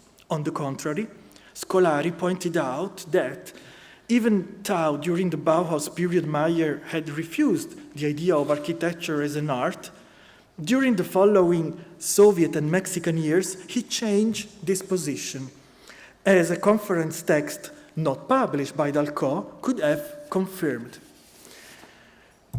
In those years, Massimo Scolari was Aldo Rossi's assistant at the Polytechnic School in Milan, while Dalcott's book had been published in the series Polis, directed by Aldo Rossi for the Venetian publisher Marsilio. Indeed, Rossi is without any doubt the crucial figure to understand Mayer's reception in Italy, even because Rossi reconsidered the personality of Hannes Mayer both from a theoretical and a practical point of view. Just 1 year after Dalcott's publication on Mayer, in 1970, Aldo Rossi held a conference in Turin organized by the Accademia delle Scienze. Speaking about the architecture of the Enlightenment, and of course about Boulez and Ledoux, he read their works through the previous interpretation of Adolf Loos and Hannes Mayer, who were considered the greatest personality of modern architecture. Rossi put in relation Ledoux and Mayer as authors able to interpret the social changes of their own time, giving a new significance to the old architectural forms. According to Rossi, Mayer's work had to be appreciated especially for its strict connection with the social dynamics and political processes. That is the aim of every progressive architecture. This is what Rossi wrote in his notes for the lessons at Milan Polytechnic School prepared for academic year 71-72, where Mayer received considerable attention.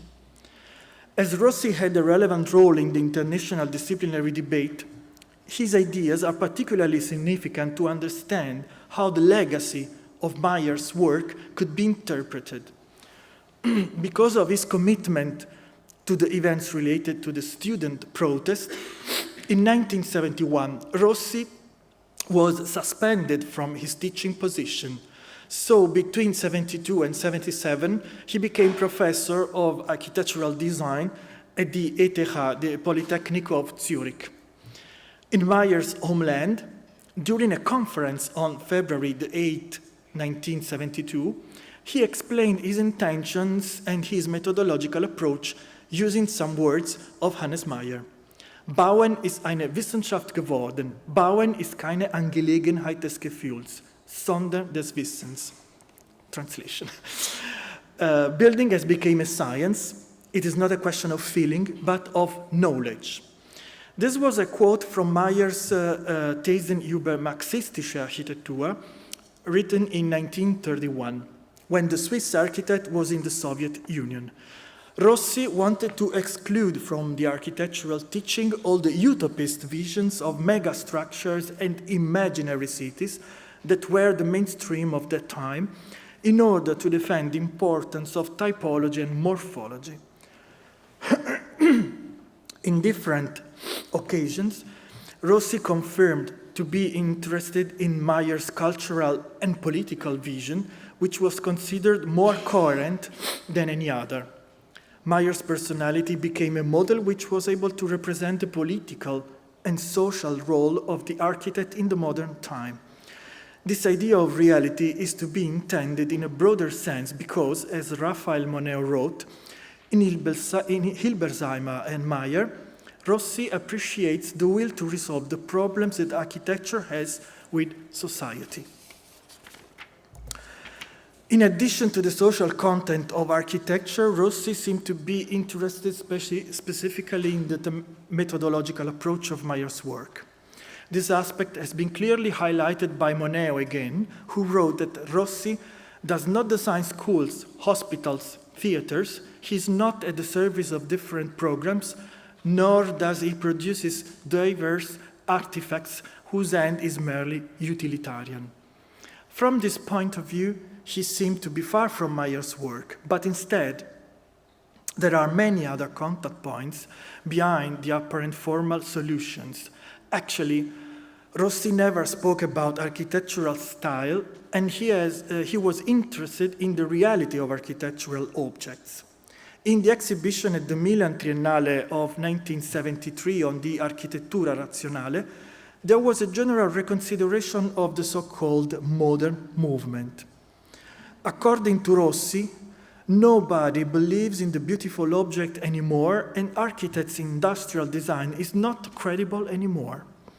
This moving away from an aesthetic point of view in architecture would have been understood by some personalities such as Hans Schmidt, Ludwig Hilberseimer, Ernst May, and Hannes Meyer, Rossi wrote. In Milan, among other projects, the Buzz Peter Schule was included in the exhibition, and it is not a coincidence if this work had been studied by Rossi students during his teaching period in Zurich.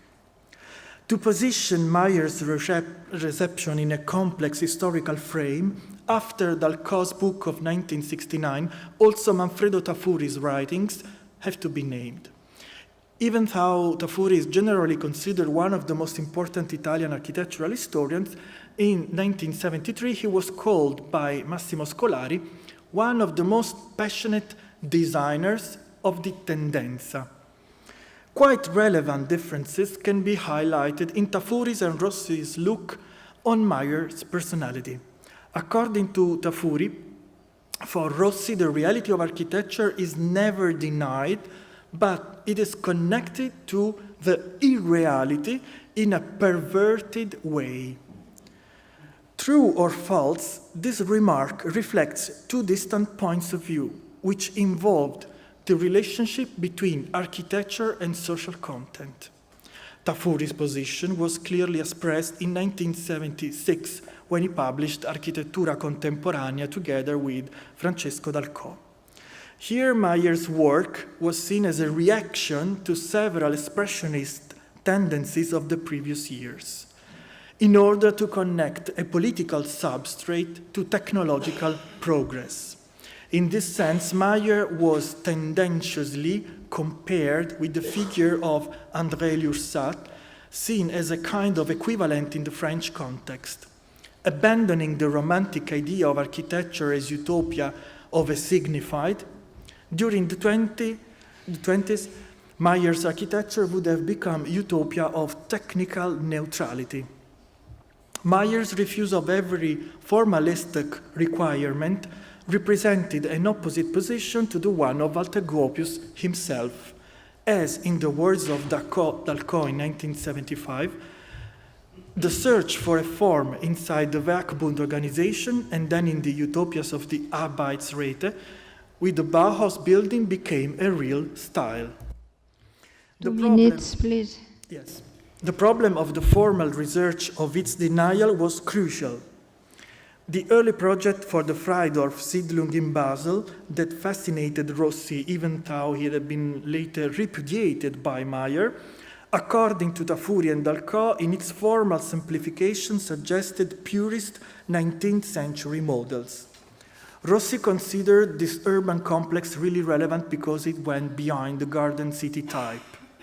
Hans Schmidt had affirmed that it was based on the model of Carouge, a city near Genève, and Rossi thought that its urban structure had influenced the later German Siedlung model. However, on a purely formal point of view, the not modernist look of the Freidorf architecture could easily fascinate Rossi. In the same way, another Meyer's project, that is the one for the Basel Cemetery, can be easily put in relation with Rossi's Modena Cemetery, realized between 71 and 78. The pure geometrical volumes of Meyer's drawings, whose roots can be found in Ledoux's work, could be a direct inspiration for Rossi, but certainly they were really far from the contemporary ideological and orthodox interpretation of modernism. In conclusion, in Italy, as in the rest of Europe, after the Second World War and for at least 20 years after the Bauhaus, the legacy was coincident with Gropius I.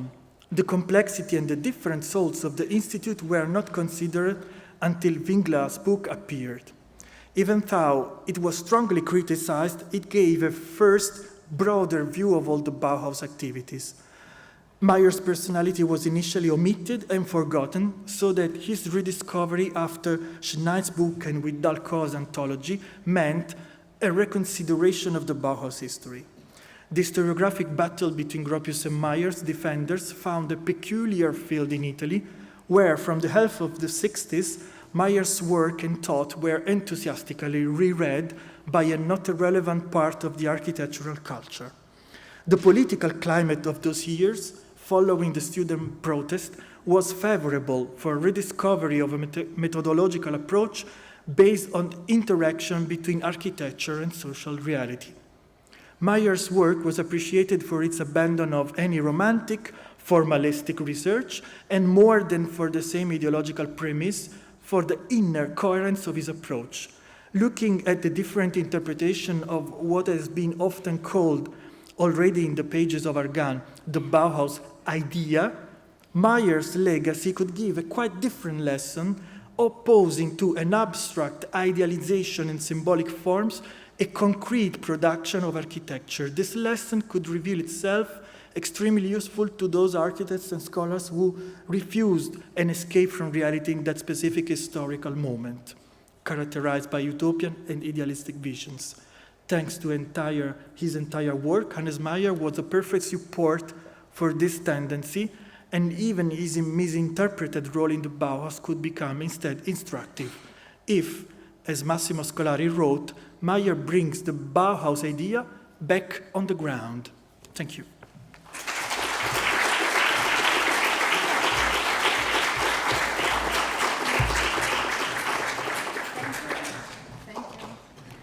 Ευχαριστούμε τον κύριο Ανδρέα Μάγλιο και ευχαριστώ πολύ τους αγαπητούς συναδέλφους που έκαναν ό,τι μπορούσαν για να σας προετοιμάσουν να ακούσετε τη δικιά μου εισήγηση. Είναι η τρίτη στη σειρά για την επιρροή του Bauhaus στην Ιταλία και εγώ θα εστιάσω σε ένα θεωρητικό επίπεδο και θα προσπαθήσω να κάνω μια σύγκριση των δύο μεγάλων ονομάτων που ακούσατε, τον Giulio Carlo Argan και τον Manfredo Tafuri, δύο ιστορικοί και κριτικοί της αρχιτεκτονικής και της τέχνης, και θα προσπαθήσω να κάνω ένα συσχετισμό στην σκέψη τους σχετικά με το Bauhaus. Το 1972 οργανώθηκε στο Μουσείο Μοντέρνας Τέχνης στη Νέα Υόρκη η έκθεση Italy, The New Domestic Landscape, όπου για πρώτη φορά παρουσιάστηκαν πάνω από 180 αντικείμενα του μεταπολεμικού design, σχεδιασμένα από 100 Ιταλούς σχεδιαστές. Σύμφωνα με τον επιμελητή της έκθεσης, η Ιταλία την εποχή εκείνη θεωρείται ως το κέντρο σχεδιασμού στον κόσμο και συγχρόνως ο τόπος όπου εμφανίστηκαν μερικοί από τους βασικότερους προβληματισμούς γύρω από τον σχεδιασμό των αντικειμένων για την καθημερινή ζωή. Ο κατάλογος της έκθεσης περιείχε 12 κείμενα, μεταξύ των οποίων εκείνο του Giulio Carlo Argan με τίτλο «Ideological Development in the Thought and Imagery of Italian Design» και του Manfredo Tafuri με τίτλο «Design and Technological Utopia». Ο Giulio Carlo Argan, στο κείμενο του καταλόγου, παρουσίασε μία σύνοψη του Ιταλικού design από την αρχή του 20ου αιώνα έως το 1970, τονίζοντας τις σχέσεις που είχε με τον Bauhaus και τον Gropius. Επεσήμανε τη σημασία που είχε για το Ιταλικό design η διάχυση των σχεδιαστικών προϊόντων μέσα από την δημιουργία θεσμικών καναλιών, όπως τα περιοδικά, οι εκθέσεις, η ανάπτυξη της βιομηχανίας και η συμβολή των προοδευτικών βιομηχάνων, όπως ο Ολιβέτη, η δημιουργία αλυσίδας πολυκαταστημάτων για την προώθηση των σχεδιαστικών προϊόντων, αλλά και η ενίσχυση της ιδιωτικής εκπαίδευσης για νέους σχεδιαστές. Έτσι, σύμφωνα με τον Αργάν, το θετικό αποτέλεσμα της Ιταλικής παραγωγής, που ενισχύθηκε μετά τον Δεύτερο Παγκόσμιο Πόλεμο, στηρίχθηκε στις σχέσεις που αναπτύχθηκαν ανάμεσα στο αντικείμενο και στο περιβάλλον του, τόσο παραγωγικό όσο και καταναλωτικό. Εν κατακλείδη, υποστήριζε ότι τα μαθήματα του Bauhaus βρήκαν πρόσφορο έδαφος στην Ιταλία, περισσότερο από οποιοδήποτε άλλο ευρωπαϊκό κράτος. Το άρθρο του Ταφούρη παρουσίαζε μια κριτική του ιταλικού design, εστιάζοντας στις αντιθέσεις που δημιουργήθηκαν στις αρχές της δεκαετίας του 1950 ανάμεσα στο πρόβλημα της μαζικής κατοικίας και στο design που στόχευε στην ικανοποίηση των αναγκών της υψηλής κοινωνίας. Υποστήριζε δηλαδή ότι η καθυστέρηση της βιομηχανίας να αναπτυχθεί είχε ως αποτέλεσμα την αδυναμία ανταπόκρισης στις ανάγκες της μαζικής παραγωγής και το γεγονός αυτό είχε ως αποτέλεσμα τον προσανατολισμό του σχεδιασμού προς την παραγωγή πολυτελών αντικειμένων. Σύμφωνα με τον Ταφούρη, οι συγκεκριμένες πολιτικές επιλογές για την ανάπτυξη της μαζικής κατοικίας, όπως οι πενιχρές κρατικές επενδύσεις, η προστατευτική πολιτική του κράτους για τα οικοδομικά υλικά, ο προσανατολισμός προς την ιδιόκτητη κατοικία, έστρεψαν τους Ιταλούς σχεδιαστές προς μορφολογικούς ακροβατισμούς και προς μία νευρωτική αναζήτηση για αυθεντικότητα, με αποτέλεσμα την έλλειψη συντονισμού ανάμεσα στο design και στο σύστημα παραγωγής. Τονίζει δε, αντιτιθέμενος προς τον Αργάν, ότι είναι ανώφελο να θεωρούμε πως ο σχεδιασμός είναι αυτός ο οποίος μπορεί να καθορίσει τον προσανατολισμό των οικονομικών πολιτικών σε αυτόν τον κλάδο της βιομηχανίας και όχι το αντίστροφο. Παρότι οι δύο, δάσκαλος και μαθητής, έχουν κοινές θεωρητικές πηγές, οι ιστορικές αναλύσεις για το βιομηχανικό σχεδιασμό στην Ιταλία διαφέρουν. Ο Αργάν, αμέσως μετά τον Δεύτερο Παγκόσμιο Πόλεμο, δημοσίευσε άρθρα και μελέτες του, όπου σχολίαζε το παράδειγμα της σχολής του Bauhaus ως φωτεινή κατεύθυνση της σύγχρονης αρχιτεκτονικής και του σχεδιασμού. Τα κείμενα που είχε γράψει, όπως εκείνο για τη μεθοδολογία του Γκρόπιους το 1949 ή το βιβλίο για τον Γκρόπιους και τον Bauhaus το 1951 ή ένα άρθρο για το Disegno Industriale, το βιομηχανικό σχεδιασμό και την αρχιτεκτονική και η μονογραφία για τον Μάρσελ Μπρόγερ που έγραψε το 1957, επηρέασαν το ιταλικό ειδικό κοινό και συνέδεσαν την έννοια του σχεδιασμού με όλες τις κλίμακες, από την πολεοδομία και την αρχιτεκτονική του Γκρόπιους έως τον σχεδιασμό των επίπλων του Μπρόγερ. Παράλληλα σε αυτά τα κείμενα, ο Αργάν, στηριζόμενος στα βασικά σημεία της διδασκαλίας της σχολής του Bauhaus, διατύπωσε τα πρωταρχικά σημεία της σκέψης του, τα οποία αποτέλεσαν την βάση για την ιταλική τέχνη και το design από την περίοδο του Μεσοπολέμου και μετά. Μπορούμε να πούμε ότι τα κυριότερα σημεία της σκέψης του είναι τα παρακάτω 5. Πρώτον, η τέχνη ως διαδικασία που επηρεάζεται, αλλά συγχρόνως που επιδρά και στη συγκρότηση της κοινωνίας. Θεωρούσε ότι η ιστορία της τέχνης είναι μέρος της γενικότερης ιστορικής ανάλυσης των κοινωνιών, όχι ως απλή αντανάκλαση, αλλά ως παράγοντας διαμόρφωσής της. Δεύτερο, η αλλαγή του ρόλου της τέχνης στη σύγχρονη καπιταλιστική κοινωνία και ιδιαίτερα η σύμπραξη της τέχνης με τη βιομηχανία. Υποστήριζε λοιπόν τη στενή σχέση της γνώσης και της δημόσιας ζωής, στοχεύοντας να αποδείξει ότι το πεδίο εφαρμογών των τεχνών είναι η καθημερινή ζωή. Η διάχυση της τέχνης μέσα από το ποιοτικό βιομηχανικό αντικείμενο σε όλους πίστευε ότι θα είχε ως αποτέλεσμα τον εκδημοκρατισμό της κοινωνίας. Τρίτο σημείο είναι η σχέση της τέχνης με την κοινωνία μέσα από την τεχνική.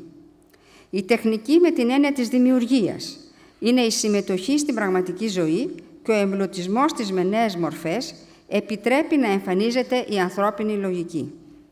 Θεωρεί ότι η τεχνική είναι μια κοινωνική πράξη, τόσο στην παραγωγή, γιατί στη γέννησή της περικλεί τη γνώση και τη συλλογική διαδικασία, όσο και στην κατανάλωση, γιατί διαμέσου αυτής επιτυγχάνεται η επικοινωνία των ατόμων με το σύνολο. Στο τέταρτο σημείο αναφέρεται στο βιβλίο για τον Bauhaus και τον Γκρόπιους και θα δώσει μεγάλη βαρύτητα στην έννοια της εκπαίδευσης, όπως ήδη ακούσαμε, θεωρώντας την εκπαίδευση βασικό τρόπο μετάδοσης της τέχνης. Πιστεύει ότι η δημιουργικότητα συνδέει τη γνώση με την πράξη και η σύνδεση των δύο γίνεται μέσα στο εκπαιδευτικό πρόγραμμα των σχολείων και ιδιαίτερα στο μουσείο. Ο σχεδιασμός ως μια λογική διαδικασία είναι το στοιχείο εκείνο που συνδέει την παραγωγή με την εκπαίδευση και μπορεί να αποτρέψει τόσο τον καταποντισμό της τέχνης, όσο και την απάνθρωπη βιομηχανική επέλαση. Ένα από τα βασικά σημεία της παιδαγωγικής σχολής του Bauhaus ήταν, κατά τη γνώμη του, η ελεύθερη έκφραση του κάθε σπουδαστή και, συνεπώς, και η κοινωνία προς την οποία αυτή η μέθοδος διδασκαλίας απευθύνεται θα χαρακτηρίζεται κατά τον Αργάν από κινητικότητα, διαλεκτική και λειτουργικότητα. Το πέμπτο σημείο είναι και το κυριότερο, το οποίο αφορά τη διαδικασία του σχεδιασμού έναντι της χειροποίητης διαδικασίας παραγωγής.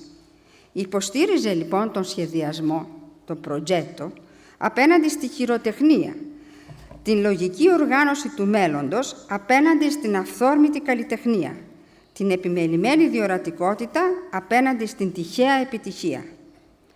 Το να σχεδιάζουμε είναι η μόνη μας άμυνα στον κίνδυνο να μας σχεδιάσουν, έγραφε, ήταν ο τίτλος από ένα άρθρο στο περιοδικό Καζαμπέλα το 1984.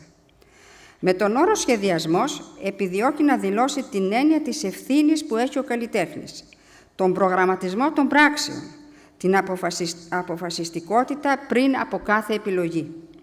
Κυρίως υπενήσεται τη δυναμική της συλλογικότητας ενάντια στην απάθεια και στην εγκατάλειψη που οδηγούν στην απραγία και συνεπώς στη διαθεσιμότητα προς χειραγώγηση και στην ανευθυνότητα.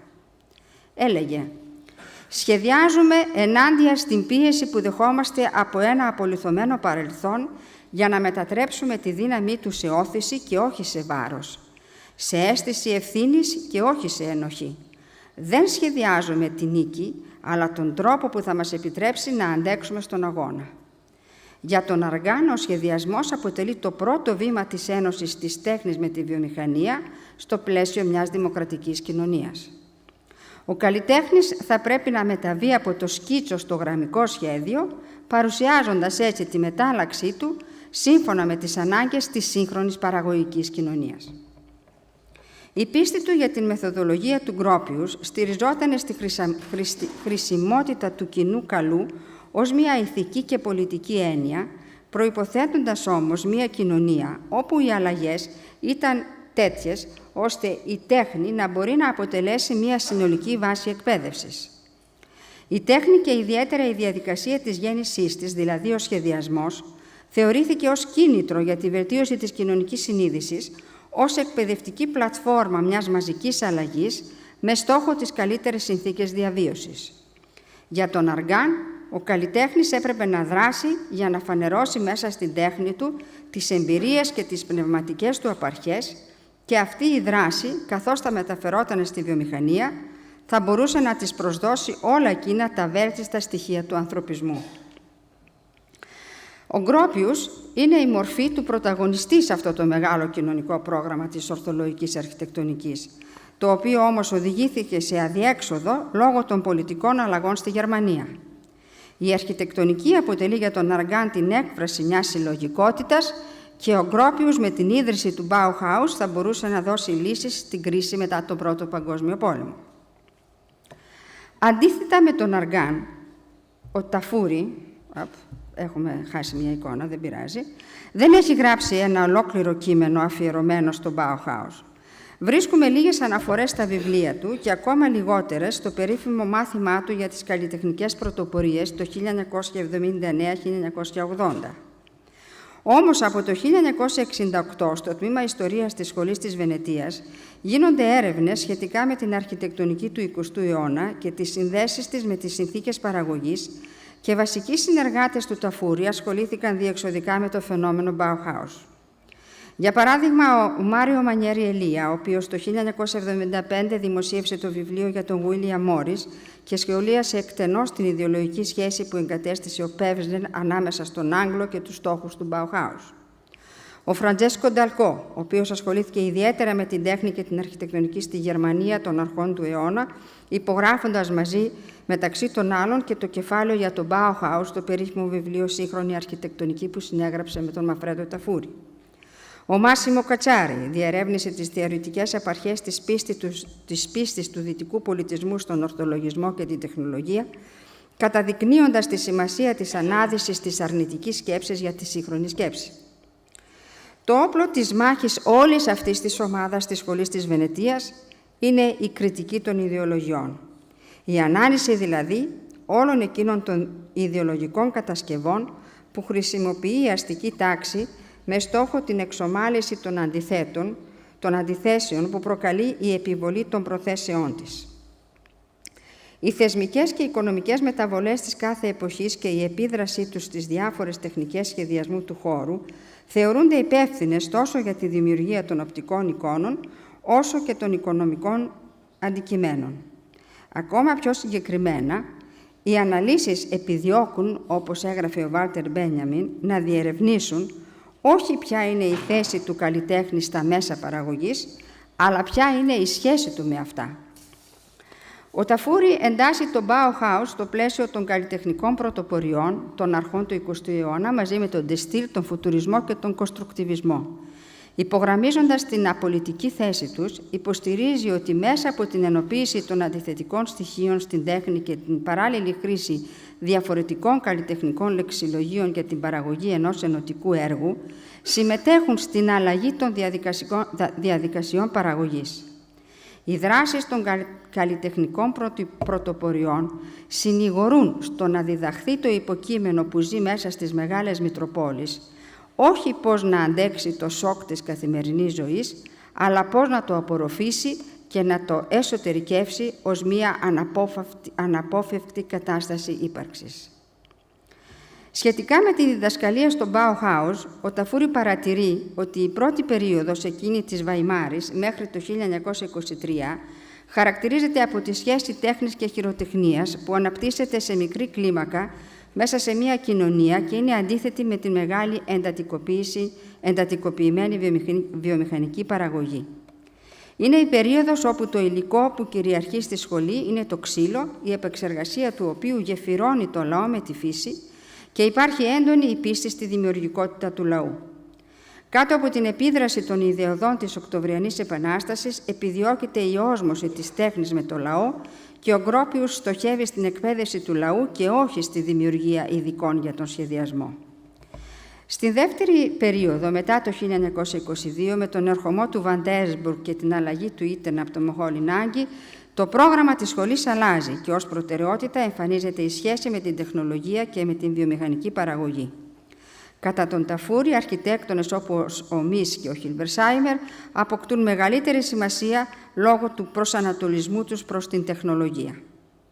Έτσι, εκεί που ο Αργάν διαβάζει τον συλλογικό χαρακτήρα του Bauhaus, ο Ταφούρη ανιχνεύει την εγκατάσταση διαφορετικών ουτοπιών όπως την μυστικιστική κοινότητα του καλλιτέχνη χειρόνακτα ως αντιστάθμισμα στην έννοια του πλήθους, την προσπάθεια αποβολής της αποξένωσης διαμέσου της τέχνης, την παραγωγή μιας διεθνούς και μη συναισθηματικής τέχνης ως οργανωτή και ανανεωτικό στοιχείο της κοινωνικής ζωής, την μετατροπή του χάους σε αισθητική κατηγορία και στη συνέχεια της οργάνωσής του ώστε να ενταχθεί στην κοινωνία ως κάτι το νέο.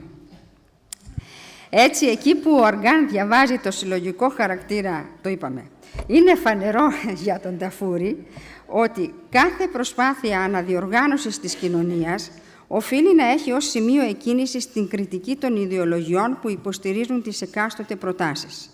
Συνεπώς, όταν ο σχεδιασμός βιομηχανικός ή άλλος εξυπηρετεί μια καπιταλιστική ιδεολογία, κάθε προσπάθεια συνδυασμού με την ευημερία της κοινωνίας είναι μια καθαρή ουτοπία.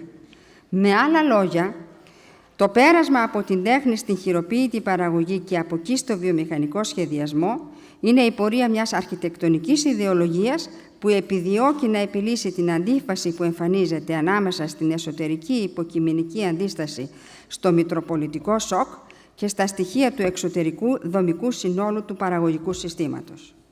Έτσι, για τον Ταφούρη, οι καλλιτεχνικές πρωτοπορίες των αρχών του 20ου αιώνα και όλο το Bauhaus απορροφούν την ένταση της ισχυρής ενόχλησης, καθώς αφομοιώνουν το σοκ που προκαλείται από τη Μητρόπολη, μετατρέποντάς το σε μία νέα αρχή της δυναμικής ανάπτυξης.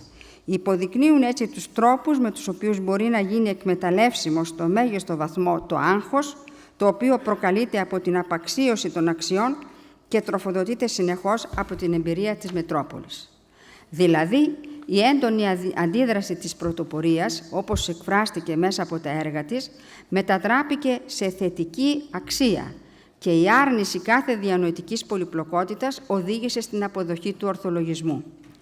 Καταδεικνύεται δηλαδή η αποτυχία της πρωτοπορίας ως προς τους κοινωνικούς και αισθητικούς στόχους της, αλλά συγχρόνως ο καπιταλιστικός μοντερνισμός του 20ου αιώνα κατασκεύασε ένα ιδεολογικό οικοδόμημα και το διοχέτευσε διαμέσου της αρχιτεκτονικής του design και της πολυδομίας στην πραγματική ζωή των κοινωνιών. Στις καταστάσεις εκείνες όπου κυριαρχεί ο απόλυτος έλεγχος μέσω του σχεδιασμού, οι ουτοπίες βγήκαν από το πρόγραμμα. Η τέχνη και η αρχιτεκτονική έμειναν μορφές χωρίς ουτοπία. Μέσα από όσα παρουσιάστηκαν μέχρι τώρα, βλέπουμε πως οι θεωρίες του Bauhaus διαπέρασαν στη σκέψη των δύο αυτών μεγάλων ιστορικών και διαμόρφωσαν επίπεδα προβληματισμού και διαλόγου. Ενώ ο Αργάν μιλά για τη διαδικασία του σχεδιασμού ως αντιστάθμισμα στο πεπρωμένο, ο Ταφούρη θεωρεί ότι κάθε σχεδιασμός χαρακτηρίζεται από την ουτοπία, θέλοντας να τονίσει την αδυναμία κάθε πράξης, η οποία δεν συνοδεύεται από μια πολιτική αναδιαμόρφωση. Επίσης, μπορούμε να παρατηρήσουμε τη σημασία που δόθηκε στη σχέση της τέχνης και της βιομηχανίας, αλλά και της τέχνης με την εκπαίδευση. Και τα δύο ζητήματα μέχρι σήμερα δεν έχουν φαίνεται αναπτυχθεί όσο θα έπρεπε για να μπορούν να δημιουργήσουν σίγουρα θεμέλια στη σύγχρονη δυτική κοινωνία. Κατηγόρησαν τον Ταφούρη ότι ήταν εκείνος που εξώθησε την αρχιτεκτονική στο θάνατό της, αλλά τελικά μάλλον ο θάνατος αυτός είχε εξαγγελθεί από τον Αργάν, καθώς περιέγραφε τις απεγνωσμένες προσπάθειες της σχολής του Bauhaus. Σχεδιασμός και πεπρωμένο, σχεδιασμός και ουτοπία είναι οι τίτλοι των δύο βιβλίων που έγραψαν αντιστοίχως ο Αργάν και ο Ταφούρη το 1965 και το 1972. Ο σύνδεσμος «και», ο οποίος χρησιμοποιήθηκε επανειλημμένα από τους δύο συγγραφείς, υπονοεί τη σύνδεση αλλά και την αντίθεση που υπάρχει ανάμεσα στις δύο έννοιες, αφήνοντας έτσι όλα τα επίπεδα διαλόγου ανοιχτά. Συνοψίζοντας, είναι αναμφίβολο ότι ο Αργάν είχε στο μυαλό του τους Ιταλούς βιομηχάνους ως λύση για την ανάπτυξη της τέχνης μετά το Δεύτερο Παγκόσμιο Πόλεμο στην Ιταλία και εκφράζει την πεποίθησή του για τη συμμαχία ανάμεσα στις τέχνες και τη βιομηχανία. Για τον Αργάν, στα 1951 είναι η στιγμή της ανοδόμησης, της τεχνικής εφαρμογής, της καθαρής πράξης και όχι της αναπώλησης. Ο ρόλος που διαδραμάτισε ο Γκρόπιους αμέσως μετά τον Πρώτο Παγκόσμιο Πόλεμο στη Γερμανία έχει χαρακτηριστικά που θα μπορούσε να υιοθετήσει ο Αργάν από την πλευρά του ιστορικού και να καθοδηγήσει τους καλλιτέχνες προς τη σύμπραξή τους με τη βιομηχανία. Αυτό το περιβάλλον για την τέχνη θα έπρεπε, σύμφωνα με τον Αργάν, να σχεδιαστεί με βάση τον ορθολογισμό, έτσι ώστε ο κοινωνικός και πολιτικός χαρακτήρας της τέχνης να ενισχυθεί, καθώς η σχέση της τέχνης με την παραγωγή μέσα από την εκπαίδευση, καθώς και η σχέση της τέχνης με την παραγωγή μέσα από την εκπαίδευση. Σε μια ηρωική προσπάθεια επεδίωξε να προσανατολίσει τη βιομηχανική παραγωγή στη σχέση της με τον καλλιτεχνικό σχεδιασμό και όχι με τις καθαρά οικονομικές επιλογές. Αντίστοιχα, ο Ταφούρη στην δράση των πρωτοποριών και του Bauhaus βλέπει ένα εργαλείο εκμετάλλευσης της τέχνης και ακόμα περισσότερο την μετατροπή της σε μια τεχνική η οποία στη συνέχεια οδηγείται στη σύνδεση μιας πολλαπλότητας. Ο Ταφούρη αναλύει τις περιπέτειες της αρχιτεκτονικής και την αποτελεσματικότητα των επιλογών των πρωτοποριών στο φως της εποχής του. Έτσι, η προσπάθεια κυριαρχίας επί της καθημερινότητας διαμέσου της τεχνολογίας δεν διαφέρουν από εκείνες του Λούι Καν και του Μπον Βεντούρι, οι οποίοι έχουν και αυτές ως χαρακτηριστικά, όπως σημειώνει, το κολάζ, την εκμυδένιση ή την εργαλειοποίηση της ιστορίας. Τελευταία πρόταση. Τελικά, ίσως μία καλή ερώτηση για την έναρξη των νέων προβληματισμών σχετικά με τον σχεδιασμό, το πεπρωμένο και την ουτοπία, να είναι εκείνη που διατύπωσε ο Αργάν, καθώς αντιλήφθηκε μετά το 1970 τον ουτοπικό χαρακτήρα της ρασιοναλιστικής αρχιτεκτονικής και του βιομηχανικού προϊόντος. Ποια είναι η διαφορά, λοιπόν, ανάμεσα στη διαδικασία του σχεδιασμού, τη διαδικασία δηλαδή που πραγματώνει τις ιδεολογικές καταβολές του αντικειμένου, από την διαδικασία του προγραμματισμού, δηλαδή τη διαδικασία που απομακρύνεται από την συλλογική πρωτοβουλία και υπακούει στην εξουσία. Υπενθυμίζουμε βέβαια ότι κάθε παράβαση και κάθε αμφισβήτηση, σύμφωνα με τον Ταφούρη, χαρακτηριστικά των πρωτοποριακών κινημάτων από τον Πυρανέζη και μετά, μετατρέπονται σε ουτοπίες όταν υποκύπτουν και συνεπώς συμβαδίζουν με τις προσταγές των μέσων παραγωγής κάθε είδους. Και ίσως δεν θα έπρεπε να λησμονούμε αυτό που υπογράμμιζε ο ίδιος, ότι η ιστορία της πνευματικής δημιουργίας είναι συνδεδεμένη άρρηκτα με την ιστορία των θεσμικών και παραγωγικών μετατροπών και χρειάζεται τον δικό της χώρο διδασκαλίας και έρευνας. Σας ευχαριστώ πάρα πολύ.